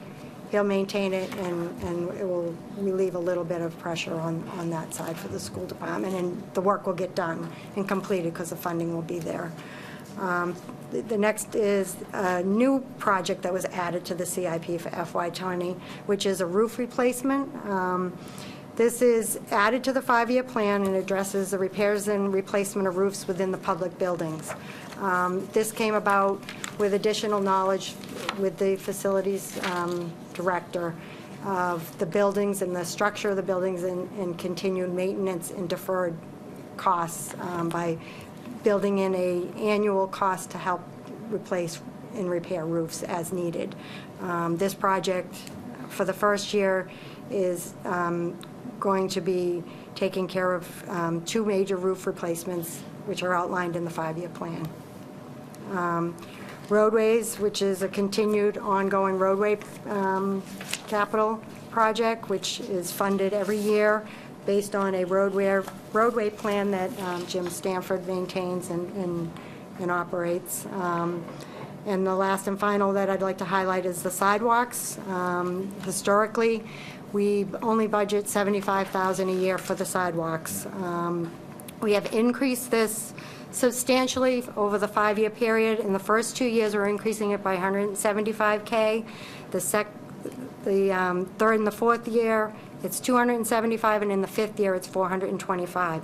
This is to anticipate the additional repairs or installation of new sidewalks based on a sidewalk plan that is being prepared by MVPC, which Jim can speak to if there's any questions when I'm completed. So I'd like to say that the town will continue to remain focused on controlling debt service as a percentage of the operating revenues. Historically, the general fund target has been between 4% and 6%, in an effort to keep it at that over 6 years to remain on or below a 5%. The recommended CIP for FY20 results in a debt service to revenue percentage of 4.68, which is which is lower than FY19, which was at 4.7. For 2 of the 5 years of this plan, the percentage is slightly above 5, but within target, given the town's focus on controlling debt service cost. May recommend in future CIPs, as we have done in the past too, the use of one-time revenues to meet the target percentage, to keep it within that. Moving on to the enterprise funds. The targeted debt service to revenue percentage for the past years for the water and sewer funds have been between 25% and 28%. As you remember, back in 2012, a prior debt service percentage was at least 40%. So we have substantially dropped that percentage over the years with the new plan that we have in place. We're incurring less debt over the past few years, which has also resulted in increased retained earnings, which has allowed us to then incorporate these retained earnings into the infrastructure, which then, again, we don't have to incur more debt. So what happens is, as the retained earnings grows, we've used that to help offset the debt. So any of the capital projects recommended in this year for FY20 for water and sewer is is being funded by use of retained earnings. And we've incorporated that out through the next 5 years as well. The Stevens Estate has been in improving financial condition as evidenced by the growing positive fund balance during the past several years. That has changed, unfortunately.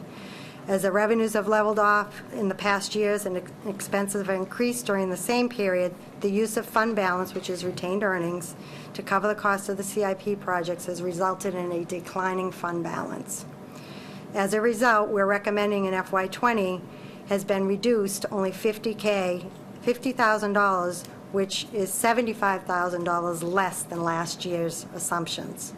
Is that 50K, sorry, from retained earnings, though? Yes. Still, okay. It's still coming Still from coming retained from retained earnings, but Yes. less because there's less retained earnings. That's correct. And we're moving into FY22. We are also reduced the request and reduce the recommendation to what we believe that it could sustain, because in the third year, it's going to start declining to be a negative retained earnings, which we can't have. So we have only made recommendations for the next 2 years on the CIP for the Stevens Estate. And this is a concerning trend that I am monitoring, we're all monitoring very closely.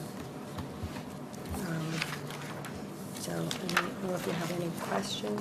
Can we have a few more words on the sidewalk plan? I don't know if you're prepared, Jim, to... Yeah, certainly. So as Lynn mentioned, the Planning Commission is actually doing an analysis and an inventory for us. It's actually due, I think they've committed to getting it to us within the next week or so. Once we do that, as you know, a working group committee has been formed through planning and engineering staff. They will then take the information that's provided to them and come up with a priority. We know that there are gaps. They'll be looking specifically at other projects that are going on. As you know, the state DOT is coming in. They're doing intersection projects. They're extending quite a bit of sidewalks for us. So they'll be looking at the priorities, filling in those gaps, where the needs are, and then ultimately they'll come back to the Board of Selectmen for with a presentation and recommendation of their priorities.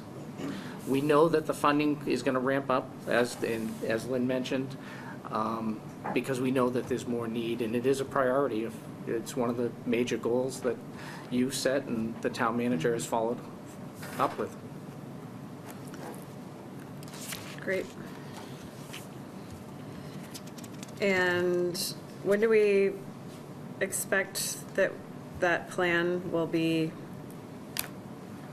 in a place where it can be shared with us?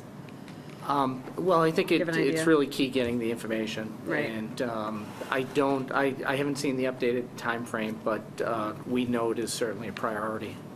The working group is established already? you It said? is, yep.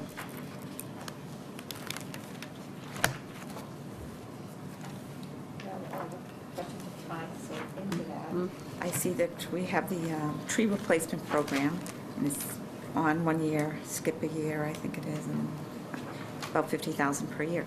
So that kind of ties in with sidewalks. I mean, for replacing trees in, particularly for obvious reasons, the downtown neighborhoods, because the out-country neighborhoods have plenty of trees.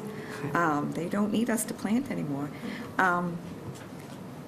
But, you know, in years past, whenever we would get new trees, for whatever reason, we did have that settlement with Wheelabrator that we got trees for a mistake that not this Wheelabrator did, but another Wheelabrator site, but we did get. So they tended to put the trees in the parks, and there's only so many trees you can put in the park. I think the parks are pretty full. It's really to enhance the neighborhoods and keep the green space that, you know, the older neighborhoods had. They were tree-lined streets. So I would think it might tie in with the sidewalks somewhat, because you don't want to be planting them too close to the sidewalks that they cause problems. Any comment? It's something we've been looking at. I can't tell you how many tree wells I've looked at over the last year on how you can get them to incorporate it into the sidewalk. It's really the width within the right-of-way. Where we have green strips, we certainly want to install them there. We've looked at on the backside of the sidewalk as well. I've spoken with the garden club. They're very interested in getting involved in this process. So it's- As should the North Andover Improvement Society. They started the tree replacement program many years ago. But I would ask them to also participate, because that was their charge as to why they started the Improvement Society. So, And ultimately, what we would want to do is not just with sidewalks. One of the approaches we're taking with our roads program is looking at everything while we're out there. That's the curbing, that's the sidewalks, the drainage, and in trees and guardrails, that all is included. So, and we're probably going to get the best value if we're doing it at the same time that we're doing the road projects. A lot of it has to do with the width and selecting the right type of trees as well. that's huge. You don't want to select things that's not resilient or grows too big. And as we know, we've had ice storms and wind storms. And there are trees out there. We're very fortunate to have a tree expert on staff, John Lavin. And so he's already started working on the type of trees. And it'll vary by neighborhood. So we are proceeding in that. you mean like Elm Street, perhaps? We might have a couple of elm trees. I know they're difficult to grow, Yeah. but good. Glad to hear it. So one, I guess, question is, and this is kind of more of a step back question, but we have this master plan implementation, which kind of got disrupted by other things in this community. And I think we all hope to kind of get back to figuring out how to kind of put that in play. What kind of general perspective or advice could you give us in terms of helping you? What would you want to see from an implementation committee to help you accomplish the CIP projects? All the projects, or like road projects, or specific, or? We're going to have a committee. We got this great, big, wonderful master plan. How do we use that with this? How do you see that? Ultimately, the input, I mean, it's choosing the right projects. It's funding. It certainly goes to funding of it, which the plan is already in place to do that, so. A comment. I talked to our town manager actually about the master plan last week. And we did discuss, I think Megan is going to be working on, if I'm not mistaken, the action plan that we had talked about of the Excel, for lack of a better, I shouldn't say Excel, but the matrix of all the actions that came out of it, the impacted department, the priority, as it is right now, long-term, short-term, whatever, and sort of like, what's the word, interdependency, indicators and so on, so that we could, because when we looked at the master plan, we said, yeah, looks good. Our input would really be on the prioritization of those things. And we might influence that prioritization through our budget policy statement and so on. So we do have an action for at the first of the year, because attention was sort of shifted for the gas disaster, to get that master matrix so that we can look at it again and say, okay, based on that, do we want to try and make any shifts?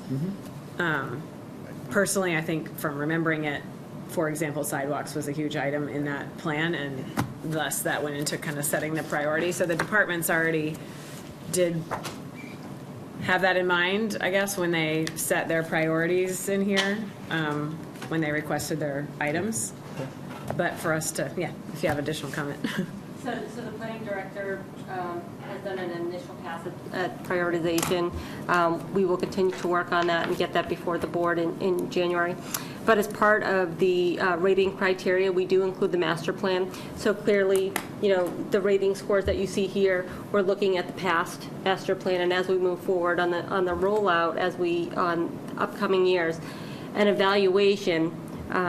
That's heavily weighted in terms of compliance with the master plan and prioritization to the CIP itself, and certainly to the goals that you'll see in the budget as we start rolling out the upcoming budget in January and February. You'll see the connection there as well. Great. That was one of the other things that I had mentioned, just as a reminder, which we're going to be implementing, is in previous years, in the budget, there was, each department had their list of goals, and when you would go back, I mean, you really didn't ever look at those goals again. It wasn't top of mind in any of our meetings, so we've talked about, they're implementing those goals into a system, and now that we track the master plan, then we can, in the Ask the Manager section, get a report that shows progress to goals and be more mindful of where we're getting each step of the way. That's great. I think that's what people, we put all this effort in, Yeah. and now it's nice to see. Exactly. Thank you. I have a question specifically on I don't know if it really needs to be answered here, but just on the library parking line item.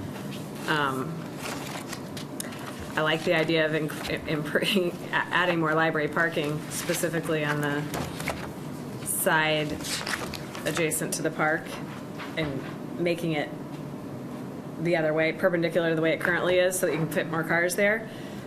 I don't particularly love the idea of taking the grassy triangle on the other side and making that hardtop space, so I think that's what's described in here. So I would like to rediscuss that if we can. Okay, so that's in the 2020. I know it's not, so that's what I was going to say. It's not maybe a priority for this year to have that conversation right now, Right. but just to put it out there. But I like that grassy triangle. The building was set for a look. Yeah, it looks so nice. I mean, I agree, we need parking, but if we can figure out another way to do it. Or the side of the Green Street side, which is diagonal, we should maybe look at the Main Street side of doing the same thing. Right, exactly. So, okay, we can have that conversation later. So I'll flag it so that. Just raising it. Yeah, Out there. it's come to my attention too by various people who are concerned about that beautiful building now looking like a parking lot in front of a Right. beautiful building. Exactly. Any other comments or questions on this? I did have a question about under fire. Now I'm trying to pull it back up because I had all the different ones open. There's the $165,000 replacement cost for the training trailer that we have. And I know this may not be a fair question because you're not the fire chief, but I guess I was curious about how often that gets used and whether or not there's an option to work with our neighbors for something like that. So that I can probably get the statistics for you on that. I'm just trying to. That is a great idea, is to have a mutual training trailer. Yeah. That's the one you went to visit They schools, put right? the smoke in it. yeah. So I think the that Right. was used pretty extensively, as I recall. Yeah, so that's in future But- years too. So- but- You're right, maybe it's an opportunity to share. it's a 12-year-old vehicle that would be purchased for $165,000. It just, I guess I would then like a better understanding of how often we use it, because Okay. that seems like one of those things where I can't imagine we're using it every day, but that's why I don't want to make an assumption. Yep, And if there's I- a way that we could even work with. I can get that information. I'll talk to the chief tomorrow and email you guys. Email you and let you know. So it's along that same line, there's a request to replace an ambulance that's Yep. 12 years old. And the description jogged my memory that back in FY17, we did replace a prior ambulance. That ambulance was purchased by the city of Methuen, which in turn put money into rehabbing it, and as a result now reduces the number of calls it outsources using our old ambulance that we were told we couldn't use. Now, I understand they used it as a backup ambulance, so when they Yep. have too many calls, so I guess I wasn't involved in that boat, but now here we are, we're looking at another replacement. I guess there's no replacement value, so it's pegged at $0. I guess I'd also like to understand how often, if ever, we have to Replace. forego, more, how often do we have to forego calls? And is there an option actually to keep the ambulance that's 12 years old and invest a modest amount of money into rehabbing it so that it could remain as a backup, or does that just not, Okay. is it just not applicable in a community like ours because we Right. don't have that volume that we're outsourcing? In the case of Methuen, they found that they were able to actually make money off of the purchase because they were outsourcing so many of the calls to other communities when they couldn't respond because volumes were too high. Okay.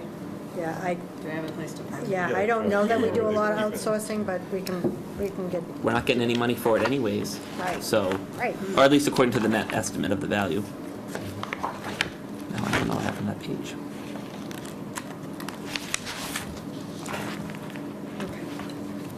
I'll get some information for you.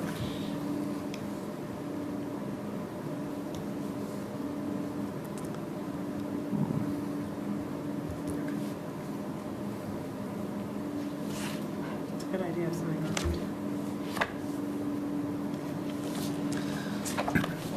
Anything else? I have a very small point, but one of the second item in facilities, we call school roof replacements, but when you look in the detail, it's not just schools. So if we could rename that so that people don't think it's all for schools when it's not. The first two projects aren't on schools at all. Right. Right, exactly, so.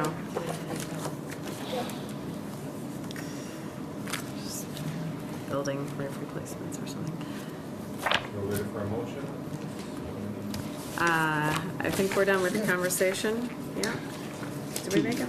To answer that question, though, we do have in the capital improvement plan for FY 2024 a carport, 6-unit carport measuring 86 feet for the fire police department. station. No, fire station as well. Police. Oh, Police is okay. earlier in the plan, but I'm sorry, I should have wrote all my questions down before instead of just going by Maybe memory. there's storage.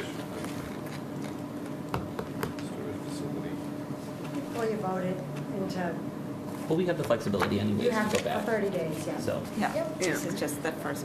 This is just the presentation to pass it on to you, then forward it on after your vote, forward on to the finance committee. Yeah, I think the vote, the reason we do the vote is so that we can get it to the finance committee, but we still, yeah. Yep, yep, you still have 30 days to make any Okay. recommendations or changes. So maybe I'll just put a note on our next agenda. Maybe we can just touch on it to make sure no one has any additional feedback. feedback. Okay.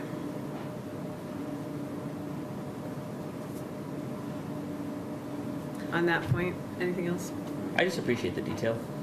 I mean, I think that a resident would be really hard pressed to open this document and not have most questions answered as far as where their money gets spent. And so I think that's a collective thanks to the department heads, to you, Lynn, to Megan, to, of course, our town manager. And so, thank you. Yes, I absolutely agree. And the weighting and the way it's, the analysis that's done to get the prioritization and stuff, I really appreciate. Do I hear a motion? Madam Chair, I motion, does this require certainly verbiage? I got it. You want me to read? Well, it's moved that the Board of Selectmen accept the FY 2020, FY 2024 capital improvement plan, reserving the right to make changes as additional information becomes available, and to forward the document to the Finance Committee for their review. I'll second that. All in favor? Aye. Any opposed? Motion passes 5-0. The next item on our agenda is the Stevens Estate request for proposals. So this is something actually I talked to our town manager about, given what we just heard from our finance director around the fact that the Stevens Estate is moving in a direction where we're not able to project using retained earnings to fund projects, subsequent capital projects, which we know are going to be required given the status of some of the facility, and the fact that it's not projected to be operating at a profit for the long term, and the fact that we've had some requests come in over the last 12 months or so of interest again around the property. I thought it made sense for us to put out a request for proposal and see what we get back. This is obviously sort of the downtime where doing so won't cause a panic, given it's not the high time for events. So it's not as though we're committing to anything. We're just putting this out there and seeing what we get back. Madam Chair, I think that this was a good call, because I think it'd be interesting to see, just what ideas are out there, and seeing if there's an interested party, what's the extent of their imagination when it comes to that parcel. And we don't have to act on anything. I think in the past we've seen just things come in unsolicited, and so Right. I'd like to see this. I know that there's no actual motion, but it'd be interesting to see what it ends up. Yeah, And just to clarify, it's the property, not the Yeah, land. so that's my biggest concern, right, Yeah. is the property, or the surrounding acreage, to make sure, you know, to me, that's like sacred ground, we want to make sure that's. Totally that's agree, yeah. retained. So I think anything before we send out requests for proposals, I would appreciate if this board would have an opportunity to review those before they're sent out. And, you know, just to understand the scope, and maybe we should give some input to the scope of what that would be. So, I mean, we all, you know, obviously, we all understand that that property is really a community gem, but it is going to be coming into some repair issues in the next few years, and it already has issues, and, you know, we want to make sure that we're doing the right thing by that property. When you say property, that's all the physical buildings. So we would be looking at issuing the RFP for all the physical structures, Right. which, as a reminder, do have a preservation restriction on them.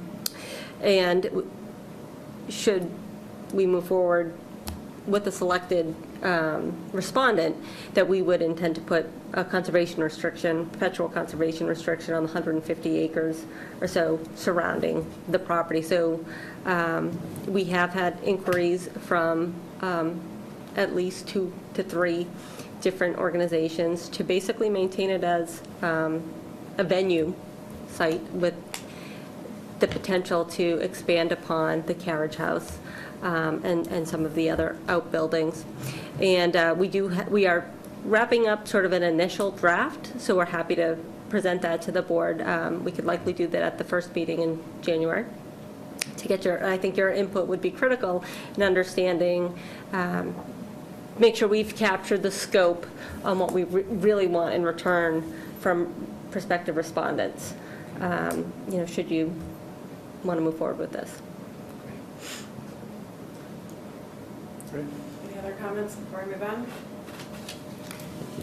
Okay.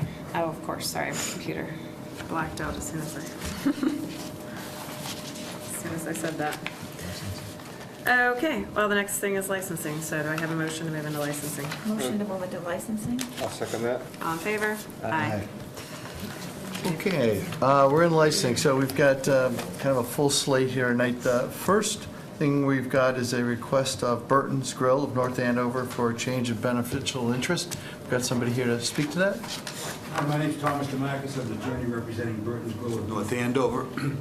We're here to correct a couple of technical legal inaccuracies in the way the beneficial interest of Burton's Grill of North Andover LLC has been reported to you in the ABCC since the restaurant first opened in 2004.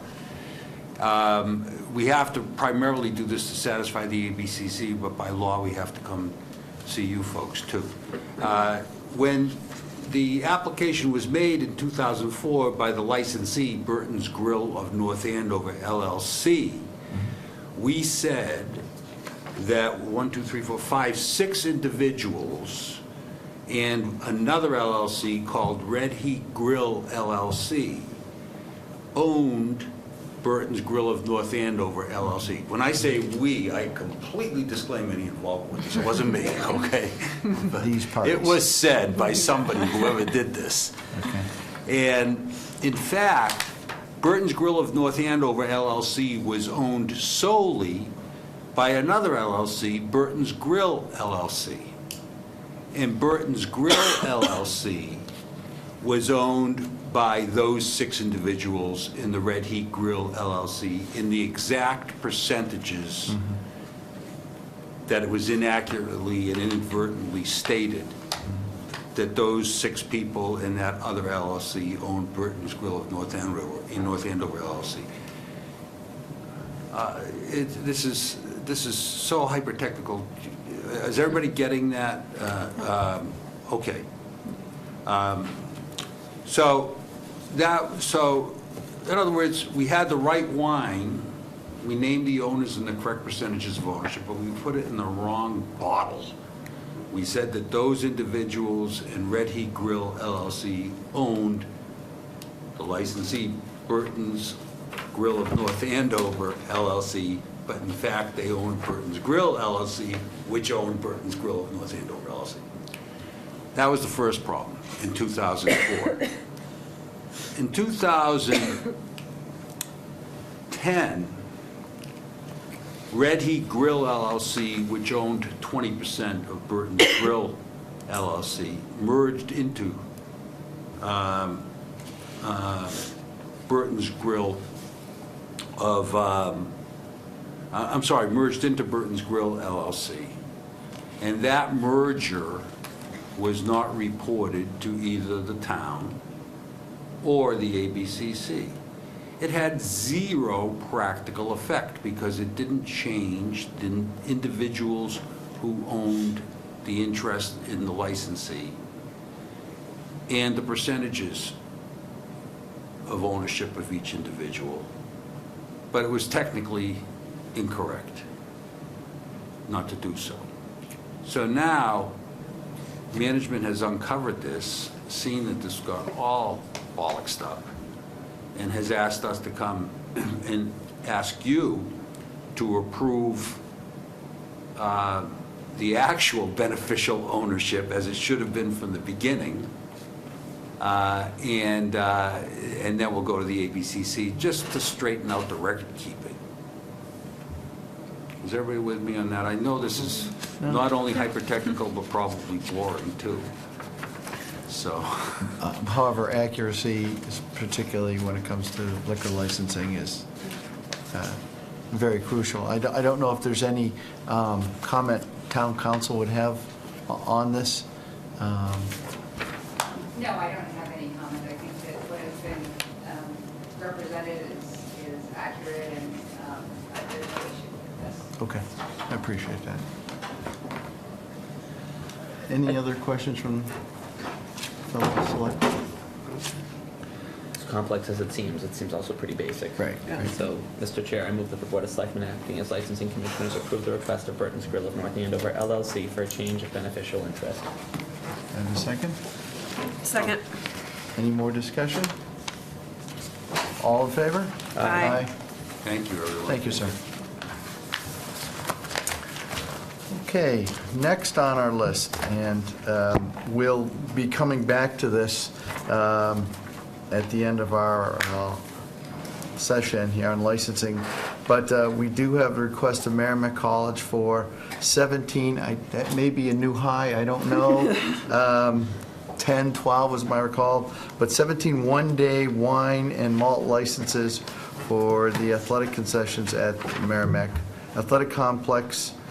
This is on December 19th, 2018, January 12th, 2019, January 18th, 2019, January 19th, 2019, January 23rd, 2019, January 26th, 2019, January 29th, 2019, February 1st, 2019, February 9th, 2019, February 20th, 2019, February 15th, 2019, February 16th, 2019, February 23rd, 2019, and February 28th, 2019. And I don't think anybody here from Merrimack is here to speak to it, but I don't know if this would be a good time to kind of just jump into the kind of the overall picture where we're going.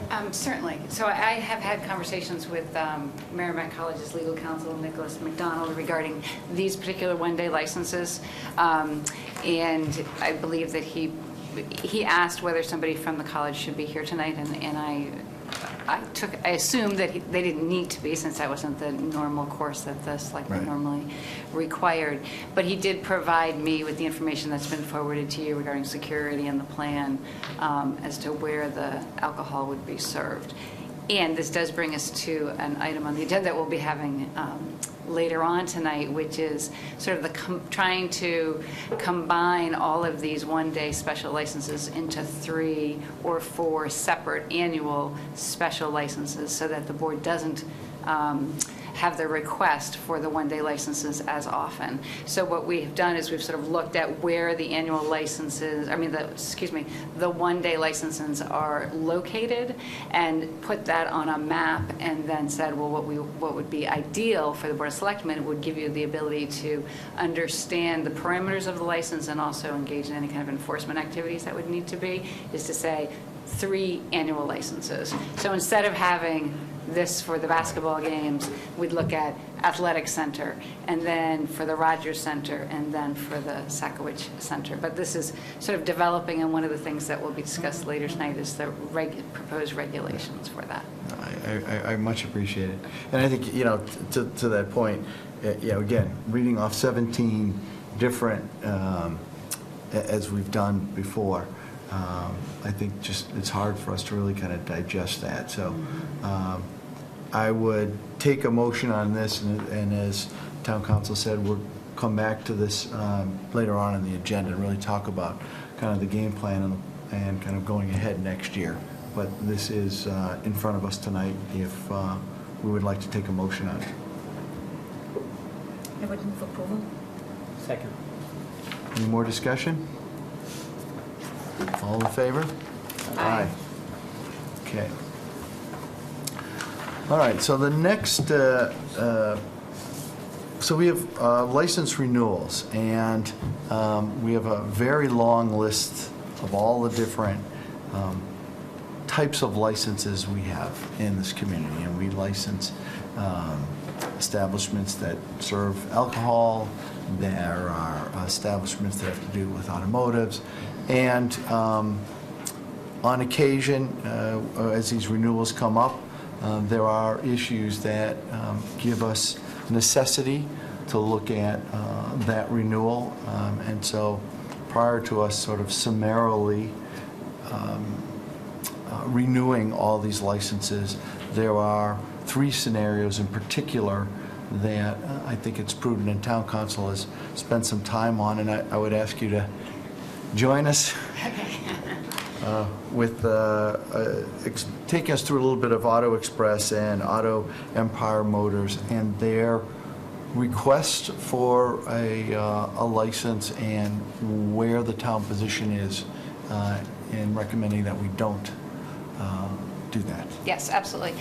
So initially, Auto Express and Auto Empire are located at 800 Turnpike Street, and 800 Turnpike Street provides business post office boxes and also a telephone number and a mailbox. And their licenses were initially granted in 2016. Since then, we've had a number of consumer complaints. These are Class 2 used car dealer licenses. We've had a number of consumer complaints regarding these businesses and been contacted by the State Police Motor Vehicle Services Unit, who have also received a number of complaints regarding people who've purchased automobiles and have not been able to get back in touch with the license holders.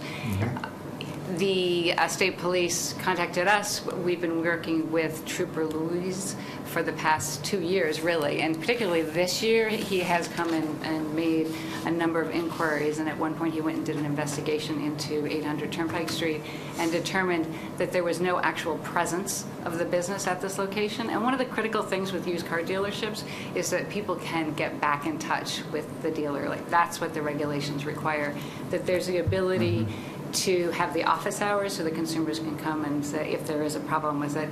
Also the relationship with a service station, and also the ability of the state police and the town as the licensors to be able to review the books and to make sure that this is all being done in compliance with the law. And so Trooper Louise has provided an investigative report to you, making the recommendation of the number of violations of the state laws that Auto Empire and Auto Express have violated. And we have provided them with notice, both by regular mail and certified mail, of this recommendation of the town manager and Trooper Louise's report to come to the hearing tonight to provide any type of evidence or testimony they would have to sort of refute these findings. And I haven't heard anything from them, and they're not here tonight. I don't know if this is an indication that one of the things that was discovered is that it's only a mailbox at 800 Turnpike Street, and therefore their presence at that location is not, they're not there on a daily basis. Are there Also- cars there? No, so what was granted initially to the companies was an internet-only business. I think I remember there was something different. than- Yes, so an internet-only used car dealership license. And the problem with that is that there are the regulations under the law where you have to have office hours, you have to have also open hours where consumers can come in and discuss the issues, and also you have to be primarily engaged in this business. And as an internet office, what was assumed, I'm assuming by the Board of Selectmen, is that that would be an office here, located in North Andover, where people could come in. Even though the internet, they wouldn't have the cars here, they would have the presence. And that has not been occurring. A few questions about that. It says that there were 80 businesses in the police report filed by the state police. 80 businesses registered to that one address, even though there were only 20 office spaces. I noticed in the application that we were given of licenses to renew that the only 2 businesses that have licenses up with that address are the 2 auto businesses. Are there other businesses? Has there been a review of those businesses that come before us that may also just have mail only there, but may have represented instead that they had actual physical space there? Or are we simply reacting to a state police report and have not pursued the other 78 I for think that's a review? common business practice, so that if, you don't have, maybe someone working out of their home, they want to present a professional type of an address, that they would do that. I mean, in this case, there's actual state law that says anybody selling a car directly to the public has to have an office, it has to be accessible. So my question was, like, So, because yeah, so I think that Selectman Valancourt's response is that sort of the position of, or at least my position in looking at this, is that for a used car dealer license, that you have to have open office hours, you have to have that square footage space available, and that's when 800 Turnpike Street would have come up. But whether or not other businesses need that same type of presence or are required under the law to have that as their primary business, that's not the case. So that type of business providing office space to businesses to operate out of or to provide a mailbox isn't something that violates the law, so we have not looked into that, just because it hasn't come up as an issue. So this isn't an issue where we're looking at a reduced revenue for the community. I mean, this literally is a business on paper for the town of North Andover. Yes, and one of the things... Two businesses on Yes, paper. and one of the things to note on Auto Express's application is different from the business that was proposed originally. Even though this is a renewal application, it does state that the cars would not even be stored in North Andover. So one of the things that we've experienced sort of as the administrative side of this is the number of complaints from consumers. Initially, the licensing clerk in the town clerk's office received a number of complaints, and then we actually had an attorney who representing a consumer trying to find out and how to get in touch with the owners of the business, and he couldn't do that, and so that was a surprise. So this is the type of business that the state police's unit is looking at and trying to make sure that they're able to protect the consumers that are engaged in buying a used car. So that what's happening is people are buying a used car and then they can't register it because it's not purchased by the used car dealer in the appropriate way, and then the car isn't working, so the people are they're left holding onto something that is just has no value to them. And that's why the town is making the recommendation for the non-renewal of the license. Well, I certainly, when you get reports not just from our own community, but when the state police, who have a broad experience with this, identify it, it's really a ghost operation, and it seems to be how you're describing it. Seems pretty straightforward here. I mean, they're not following the rules, and beyond that, their actions create other issues. And the fact that they didn't send any representation here tonight either, it's obviously not a concern to them. Right. Or whatever, I don't know what, maybe they weren't at the office in time to receive the notification. I'm assuming notification was sent out with at least a couple weeks' notice, right? Yes, yes, So- yep. so they're not And even- certified and regular mail. It was sent out December 6th, Yeah, so enough time. 10, 11 days ago. So, and they have chosen not to send anybody here tonight to address this issue and explain to us what their situation is, so they had the opportunity. Any other discussion? I'm ready to hear a motion. So the one thing I would suggest is to do this separately, 2 separate motions. Okay. Okay, so this would be, Auto Express. so I will, move that the Board of Selectmen, acting as licensing commissioners, deny the license renewal application for Auto Express. Second. All in favor? Aye. Second one, move that the Board of Selectmen, acting as licensing commissioners, deny the license renewal application for Auto Empires Motors. Second. All in favor? Aye. Unanimous? Okay. Thank you. Thank you. Okay, and the other license that really, I think, requires us to have very serious discussion relates to the North Andover Restaurant, DBA Rolf's. In our packet, we've got material that really documents the breakdown of overdue taxes, sewer and water bills due from the town. I don't think anybody's here to speak to that.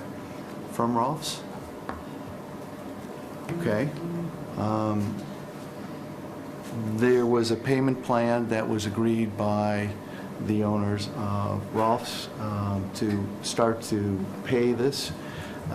The outstanding amount, which is approximately $25,000, I think is the total. But there was a payment plan, which the last payment was received mid this year in July. We've received no payment since. So those are just sort of the facts on the ground. We have water and sewer bill that hasn't been paid since 2012. And just, it's kind of disturbing.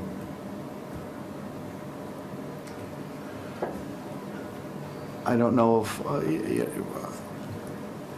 mean, looking at a business that has these sort of outstanding obligations to the community and has a payment plan and hasn't followed through and hasn't communicated, we've got no communication from any party related to this about why there haven't been payments since then. So really sort of at a crossroads here, I think, as a licensing body here with a business that is not following through on their obligations as other businesses in this community have. It is a business that's been extended a number of opportunities and courtesies to try and bring this up to speed. And I am correct in saying there's been no payment received at Town Hall? Not even a partial. Well, unless it was received today, we haven't had anything as of Friday, so I think the treasurer would have Let us know. Yeah. Okay, that's fair. That's fair. We've had no communication in any event that since the last payment was made, which is 5 months ago. So this is where we find ourselves with this enterprise. And I don't know if my fellow selectmen have some other thoughts around this. You hit the nail on the head, Mr. Chairman. We're really flexible, I think, and the courtesy was extended, which is not typical. It's a pretty sizable sum of money outstanding. I agree. I mean, to have no payment since 2012 on a water bill, I mean, I just don't see where we would accept that from any other entity. And no communication that the payment plan wasn't working. Perhaps we could have tried to do something, but I don't think that's fair. I understand that. So I think we have a couple of options, right? Mhm. We can either outright deny the license for 2019, or we can, because we're not going to be meeting again until after January 1st, 2019, we can do something such as approve the license dependent on the payment of the outstanding bills prior to the end of this year. You know, I think instead of just denying the license, I mean, let's see if the business owner has an opportunity to reconcile with the town and pay the bills and before the end of the year. And then, this is just my suggestion, and then we can tentatively approve the license based on, conditioned on the payment of those bills. Now, are you saying payment of the bills in full or a payment plan? Well, I think that would be up to the board, but if, I'm seeing heads nodding, so I'm thinking that's the sentiment of the board, and that's the, you know, if that's the motion to be made, that's the motion I'll make, so that, you know, there is, you know, 2 more weeks in the year, and there's potential that those bills could be caught up, the past bills could be caught up, and then the license would be enforced. The license would be enforced through 2019. If not, then that's it.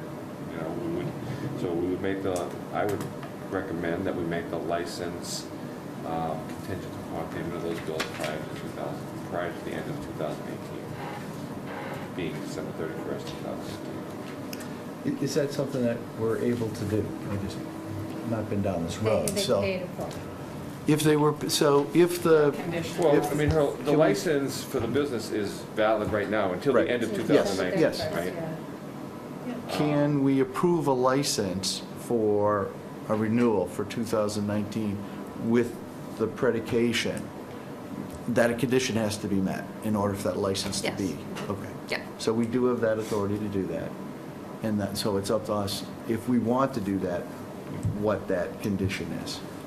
My feeling would be, if we were to do that, that it would need to be paid in full, because there was already a payment plan option extended. It was not met, so I don't have any faith that that's going to be met.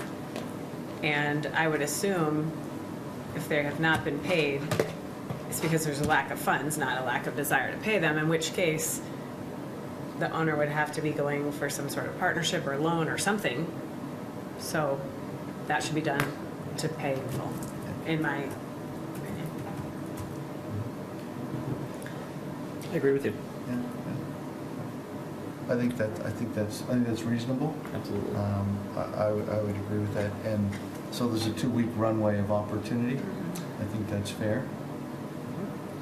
12-month runway of opportunity. Yeah, could be argued. 12 months and then some.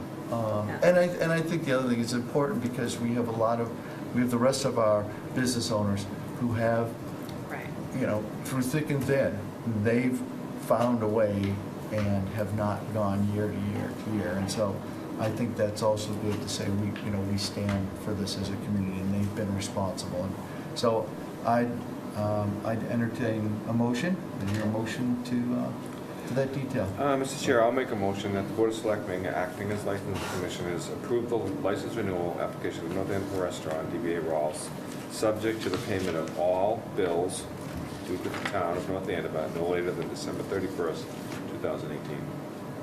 Second. Any more discussion?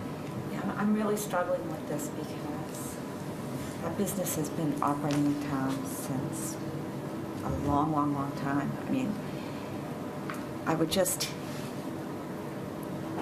guess I would hate to see that we no longer take that license, or that license is no longer, if a substantial payment was made. I hear what you're saying, I get it, but there's also wait staff, there's other people that work there. I think for somebody who's struggling to come up with $25,000 in 2 weeks is pretty tough. I guess I would prefer maybe some reasonable flexibility with a substantial payment. I understand what you're saying, I do, but it's, was started by their father. And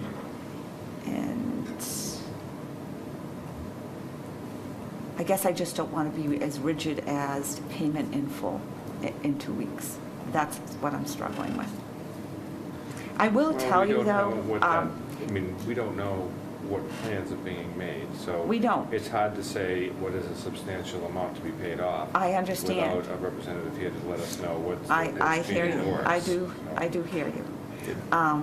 I will say this, though, on water and sewer bills, and town council could even, there are a lot of people who don't pay the water and sewer bills, and they wait till they sell the property.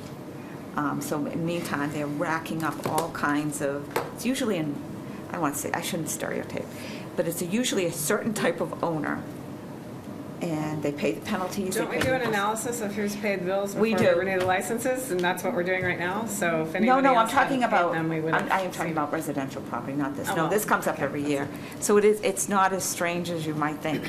I don't agree with it. I do know that every once in a while, every couple of years, we kind of go after them, but it's not as uncommon. Well, it's pretty uncommon, but it does happen. And I'm not suggesting anybody try it. Just gonna say. Because Should your we name put will, that out there? Please they don't do that. actually, years past, they've actually listed the names of people in the newspaper who would, Well, but at the end of the day, this is, having a license is not a right. This is a No, privilege. it's a And this is a privilege. business enterprise. And so we put particular requirements on that. On top of that, this is an enterprise that sells alcohol.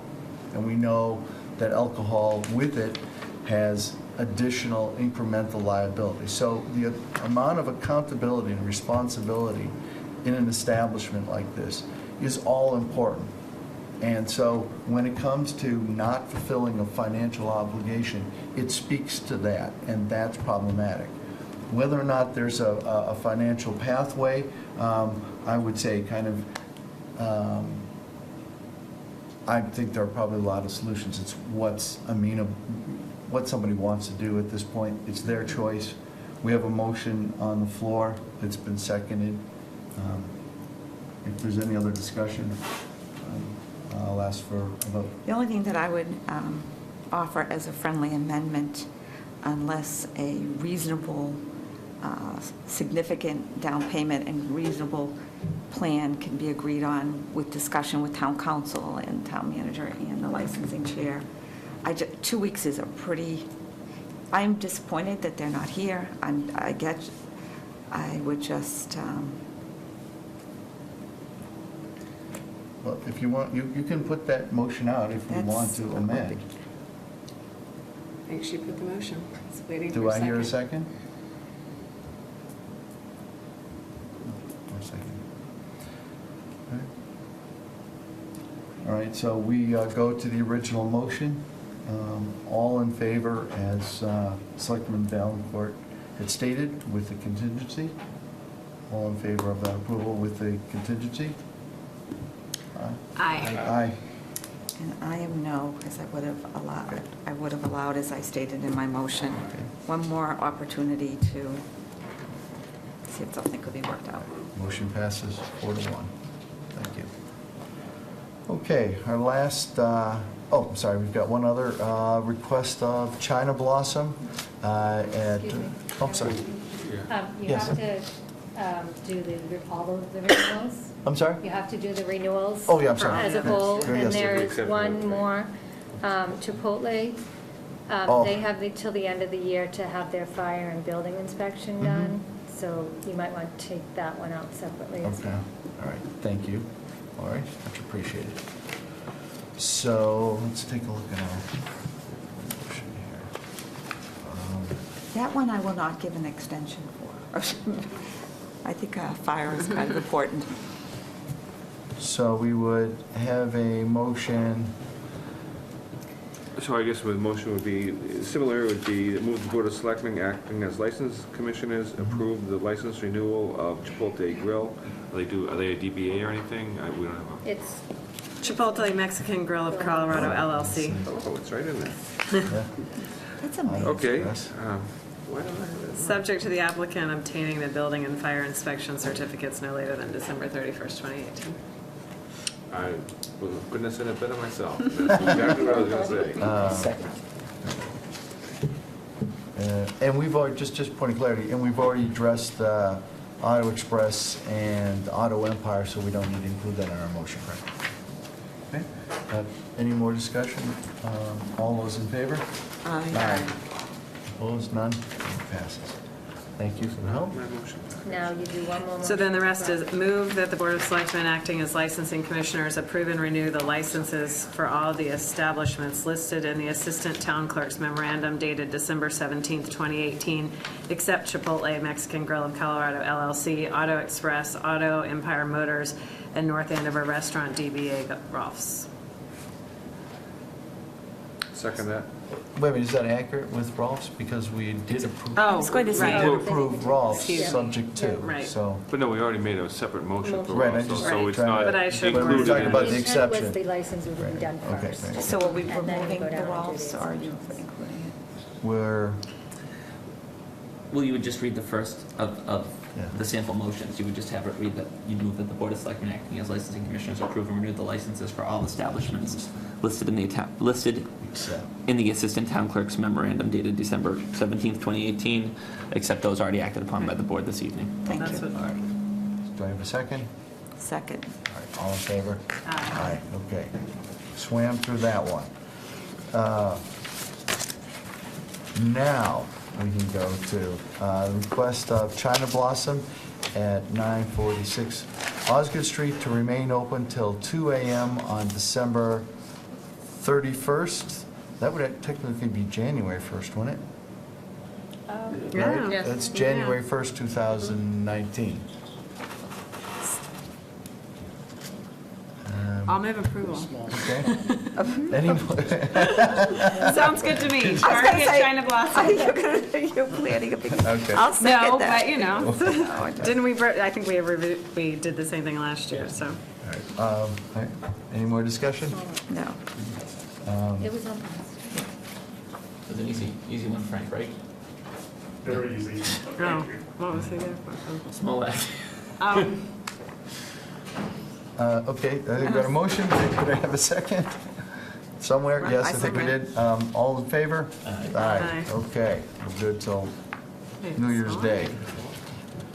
Okay, back on to talk about our amendment to the North Andover alcohol beverage regulations and licensing, which we wonderfully reorganized and clarified, did all that great work this fall, and guess what? We're going to add another chapter to it. Right, right. So right now, the Merrimack College holds an annual special license, and within that license, they've held that, I believe, I'm not quite sure exactly the date, but for a number of years, or at least a decade. And so within that special annual license is a listing of all the different areas on campus that are licensed. And then, as you know, we just dealt with earlier tonight, they come in for a number of special one-day licenses throughout the year. And the notion here is to say, well, let's come up with a special annual license that encompasses all of the one-days.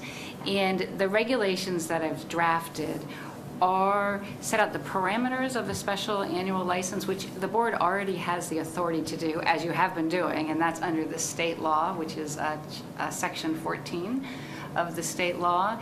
But what this does is says we're going to just codify it in the local regulations so that everybody knows exactly what we're doing. Because when I initially looked into the Merrimack College annual license, there were no regulations to point to say what are we, what are the parameters, when was this given, what's the sort of the how we review this. So I think having these regulations in place will make it more transparent for everybody, for the Merrimack College when they come for their special annual license, and also for the board and the community. And that's what this license, these regulations are, the aim of the regulations are to do. And there's also, the regulations would have to be amended for the fees.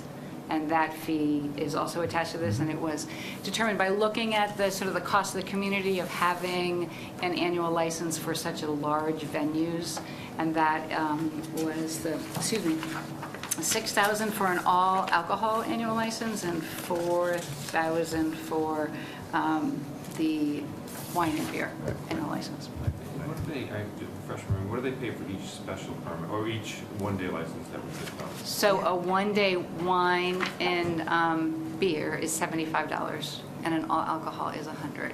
And so we have created a sort of a spreadsheet of all the annual or one-day licenses that have been granted since 2008, I believe, and did a calculation as to how much they've paid and the increase in the one days throughout the years. And to last year, or in 2018, I believe it was $6,430 that they paid for their annual license, for their one days. The annual is straightforward. It's the $75 wine and malt, and then for the all alcohol, it's $100. Oh, they pay, I thought they paid $1,100 for that. Oh, I'm sorry. I meant, yes, you're right. Sorry. I was thinking of the one One days. day, Yeah, yeah. you're right, you're One day right. on the brain. Right, so it's 1,100. So what, right, and what the proposed new fee is to increase that cost. And the one thing to keep in mind here is that what we're looking at doing with Merrimack College is not just one annual, but 3 separate for the 3 different locations on campus for where they actually have the number of one days. So what would the process be like? This isn't an umbrella where they still have to apply for the one days and pay those one-day fees, right? Exactly. So we're trying to streamline the process. No more one days. Look at where you're going and where you're applying for your one days, and that is typically basketball, not football, basketball, hockey, so that's the athletic center. So you have a lot of one days with the athletic center. And then you have the Rogers Center, because that's where their performances, they come in for one days there also. And then the Sakowich Center, which is their, more their function area. So they wouldn't, after they, assuming they applied, we approved it, we gave it to them, they wouldn't have to come back before us every meeting the way that they do Exactly. right now, obviously. Okay, Yep. so it wasn't clear if this was an umbrella, and then they were still going to have to come back for date approval, or No. they can just operate? They would operate. And if there is an area that, in something, a particular special event that they say at another area on the campus, like the library or something, where that doesn't fall within the annual, then they would come in for one day. But what we're trying to do here is to have this more streamlined process and do it once at the beginning of the year, show us exactly where it is, where your licensed premises will be, how you're going to regulate it with the campus. Would they still have to submit the dates to at least the police department so that they were notified, or police and fire? Because I think it also to us, because we can't do it all on the honor system either, or just, not that they wouldn't be honorable, but I'm sorry, what was the question? So this assumes, as opposed to them coming in and asking for one day, they'd get the flat license, and in theory, they could have a special event every single night, 365 days of the year. And so they wouldn't have to come to us anymore, which means the dates of when they're actually having functions right now get given to the police department, so the police are at least aware that there could be alcohol present in that facility on that date. And so we give this license, I assume they're still not going to be just distributing alcohol every single day now. yeah, that they have all that. these little pubs on campus. So I know that they don't have to be approved by us, but will they still at least notify the police department, or is the police department just going to operate under the assumption that there will always be alcohol present in those 3 facilities? Well, one of the, so you have the opportunity right now to make that determination through the regulations and also through the application process. I've been talking with the council for Merrimack College, and one of the things that we want to do is have this as a collaborative process. So if it's important to know when there will be the events held on campus, as a part of a condition to the annual license, as a part of that, it'll be the notification to the police, the hours of an event. So you have that flexibility at this moment to incorporate some of the things that you find beneficial in the one-day license application process into an annual. But it's just not something that you have to spend your time at each meeting reviewing each one day, and they don't have to spend their time applying. I would ask if there was a way that we can incorporate, as a streamline, a system where they just notify our licensing clerk, and the licensing clerk notifies all appropriate departments of, like, for instance, we have 17 dates that were just given to us right now. Right. We don't necessarily need to debate it, not that we really ever do, but if the licensing clerk, could just have it so that there's a record, and that she or he could distribute that information to public safety, just that way there's a record, right?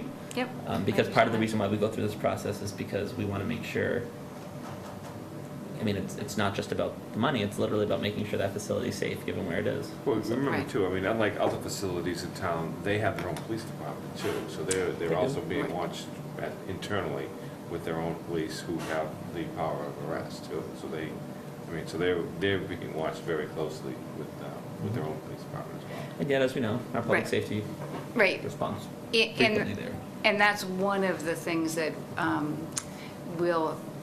will be just, so this is the process sort of that we've been thinking about, is that the board looks at these regulations now, and then at the next meeting, you could take a vote if you choose to, or you could, on these regulations. And then I'll have a conversation with the college, because I've given them, I believe they have a copy of these regulations, have a conversation with the college in coming up with what an application will look like for the Board of Selectmen, what elements will be contained in that, such as information about their own police force, the type of events, the hours, where the alcohol will be served, how it will be monitored. And then you'll have that packet. They were going to come and present that to you and bring along sort of their group of people who deal with these type of events, and then come back with an application that looks like something that you're interested in reviewing. Well, So it'd be more of a collaborative process. Well, So what would the fee structure be then? Would it be, so I'm looking at two different fees, 6,000 for all alcohol, 4,000 for wine and malt. Would that be for each venue? So it would be, let's say they want to go wine and malt for the Volpe Center. Would that be a $4,000 license there? And then if they wanted all alcohol at the Rogers Center, would that be a $6,000 fee there? And then if they wanted whatever malt, wine and malt in the Sackawitch, that would be another. So we're talking like $14,000 in total? Yes. That they would be paying licensing fees? Yep.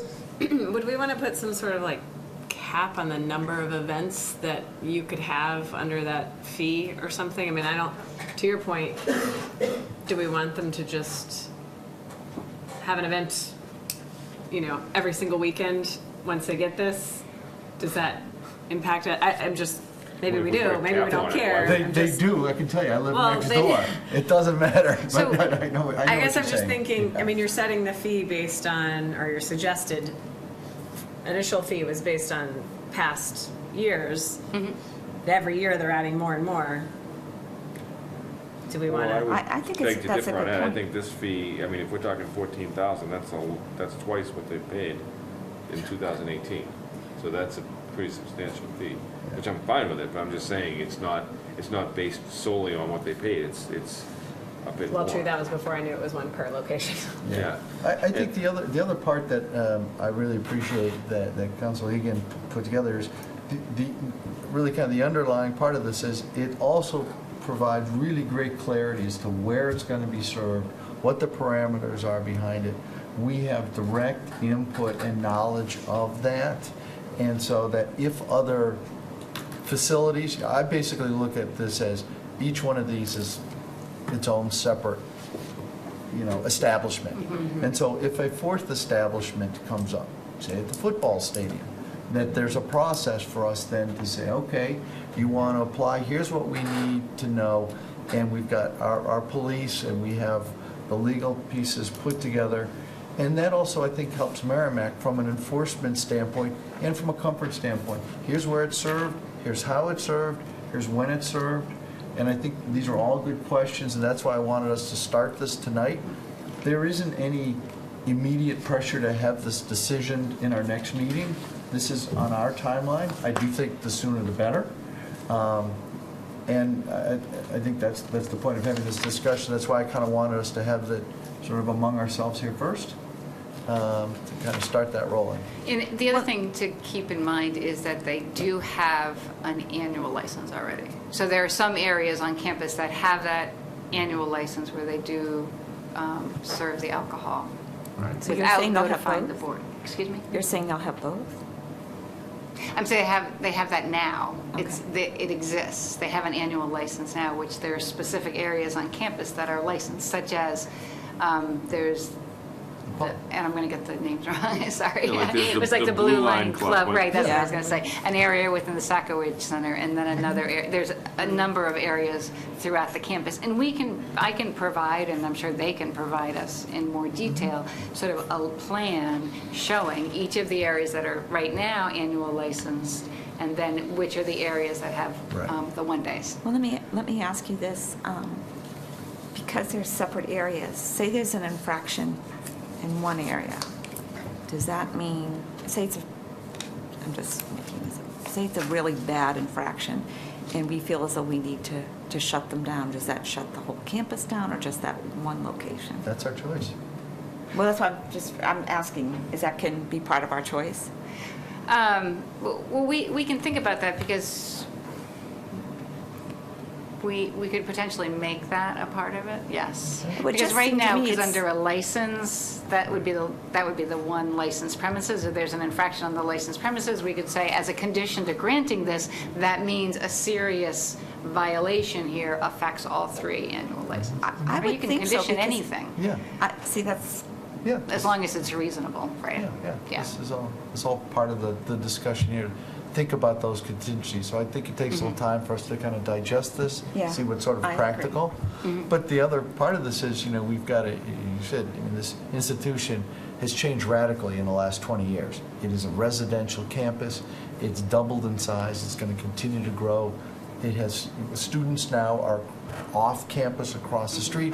You have a real football stadium, and you have other events going there. So this partnership, I think, is really important, and it's a great opportunity for Merrimack. It's part of what adds to the attraction, is being able to host events there. So I would just encourage us to find ways to figure out how to protect, but also keep this as appealing and open as reasonable. That's a good idea.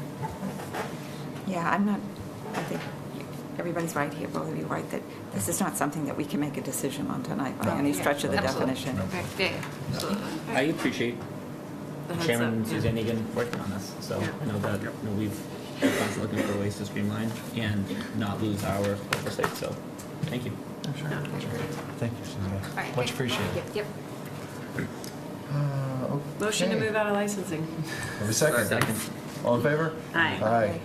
All yours. Okay, next item under consent is item B. We have a donation of $400 from the Girls That Code Foundation to the library. Madam Chair, move acceptance. Second. All in favor? Aye. Thank you to the Girls That Code Foundation. Next item is an acceptance of grants in the amount of $105,000 and $40,000 from the Lawrence Partner Municipal Discretionary Fund for the Business Recovery Gift Cards Program. Madam Chair, move that the Board of Selectmen accept grants from the Lawrence Partnership Municipal Municipal Discretionary Fund in the amount of $105,000 and $40,000 for the Business Recovery Gift Card Programs. Second.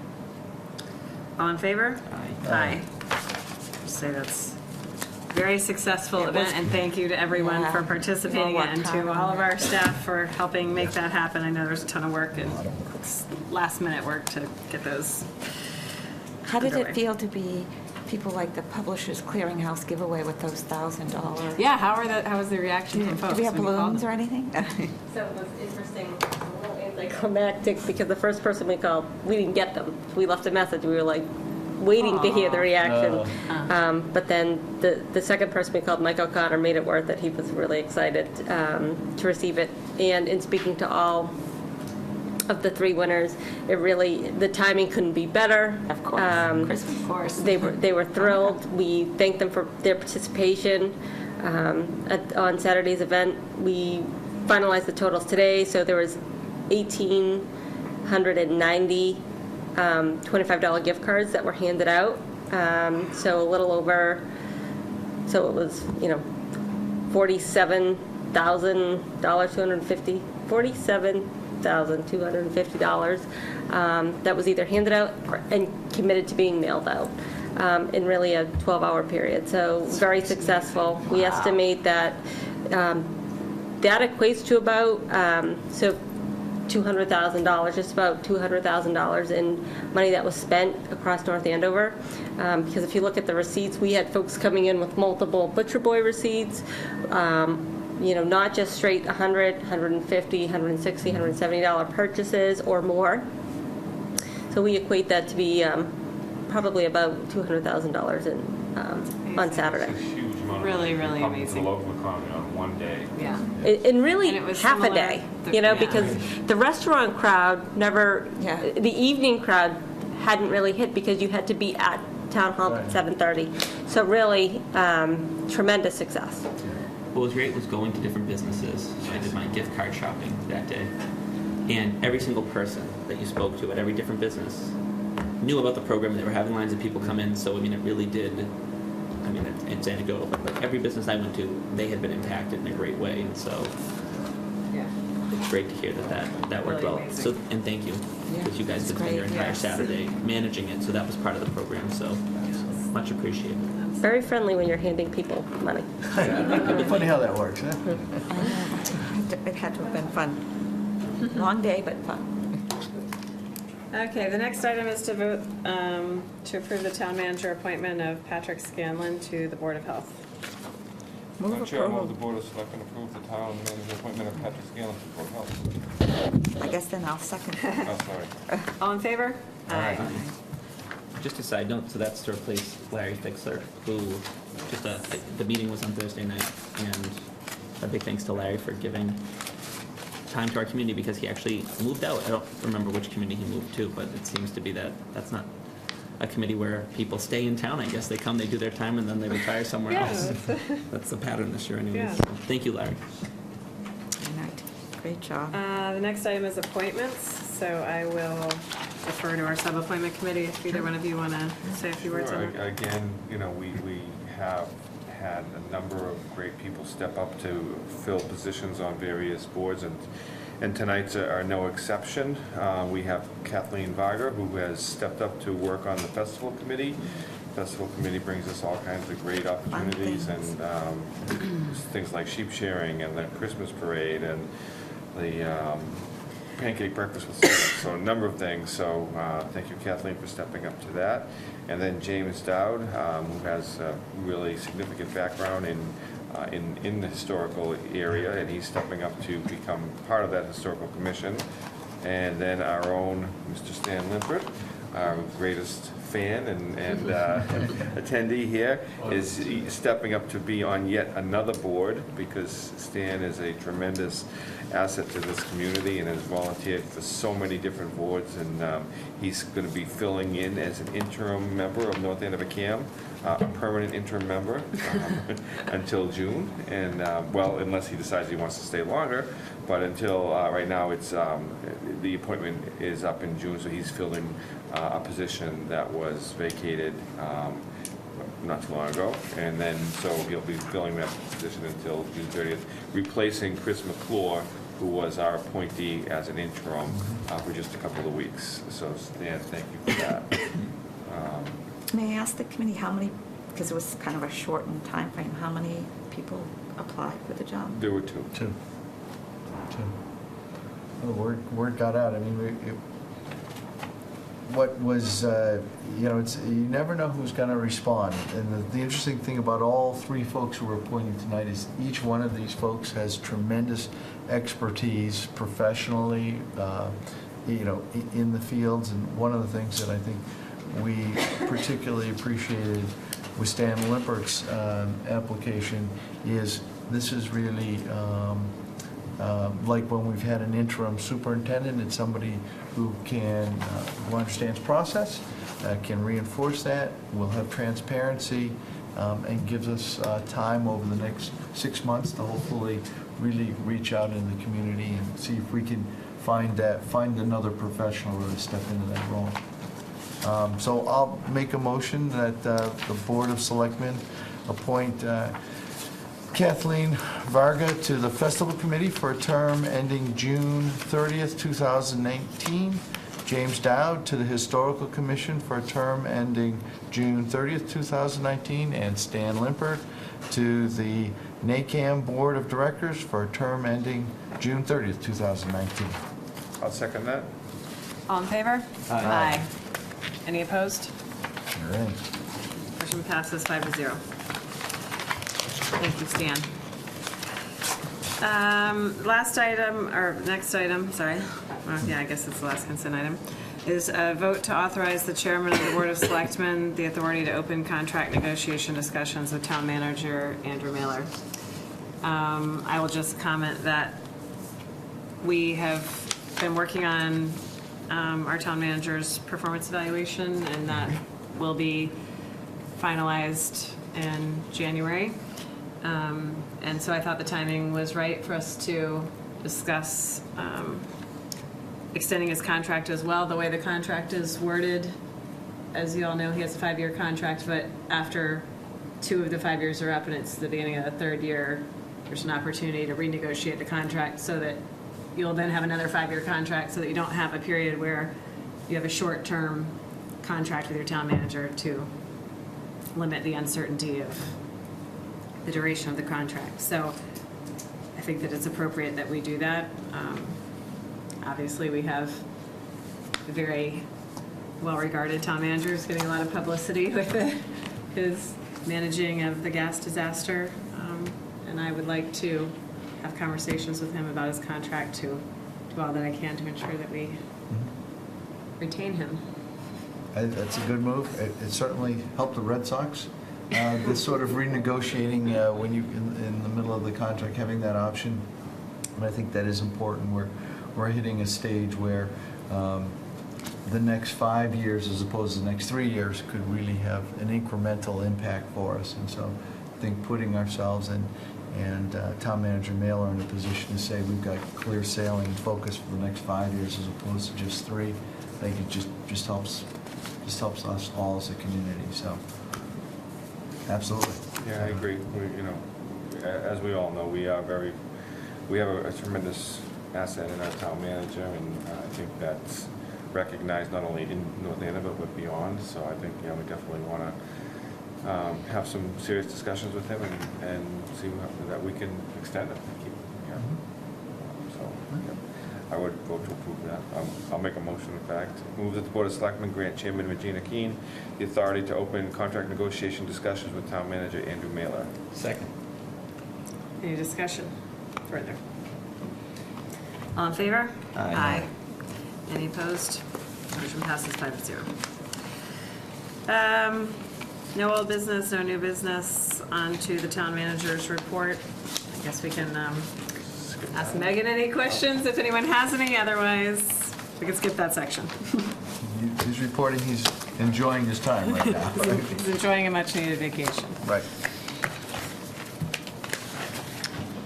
I don't have any questions for this job, so if anyone else does not, I'll entertain a motion to adjourn. No, well, I'd just like to, because we will not be meeting before the holidays, Yes. So I guess I would like to wish everyone a very, very happy holiday season. Merry Christmas, Happy Hanukkah, and Happy New Year. And please drive safe and have a wonderful holiday. We all need a wonderful holiday. I think the town's been through a lot, and we have great people. Again, I am so proud of this town, our staff here, emergency, I could just go on, emergency management, and the townspeople. Everyone really pulled together. So we have a lot to celebrate. So again. Very true. Sorry, I just noticed. You had one more thing? You have one more thing. Just adding on to that, we just wanted to remind folks that the Greater Lawrence Disaster Relief Fund does have additional resources available for those impacted that continue to have great need, particularly households during the holiday time. You can see one of the case managers, Deanna Cruz, is the town's case manager, and she will be having extended hours. She'll be available 8 a.m. to 4:30 p.m. on Tuesday, 8 a.m. to 6 p.m. I take that back. 8 a.m. to 6 p.m. on Tuesday. Wednesday, she'll have extended hours, 8 a.m. to 8 p.m. Thursday, December 20th, 8 a.m. to 4:30.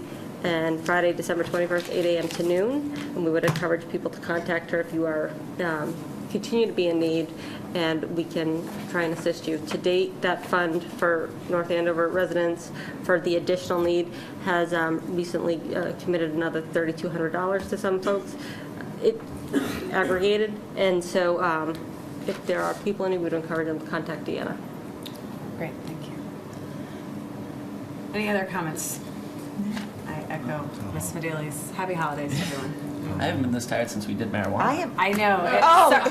That just didn't come out right. Oh, yeah, right. Motion to adjourn, Madam Chair. Seconded. All in favor? Aye.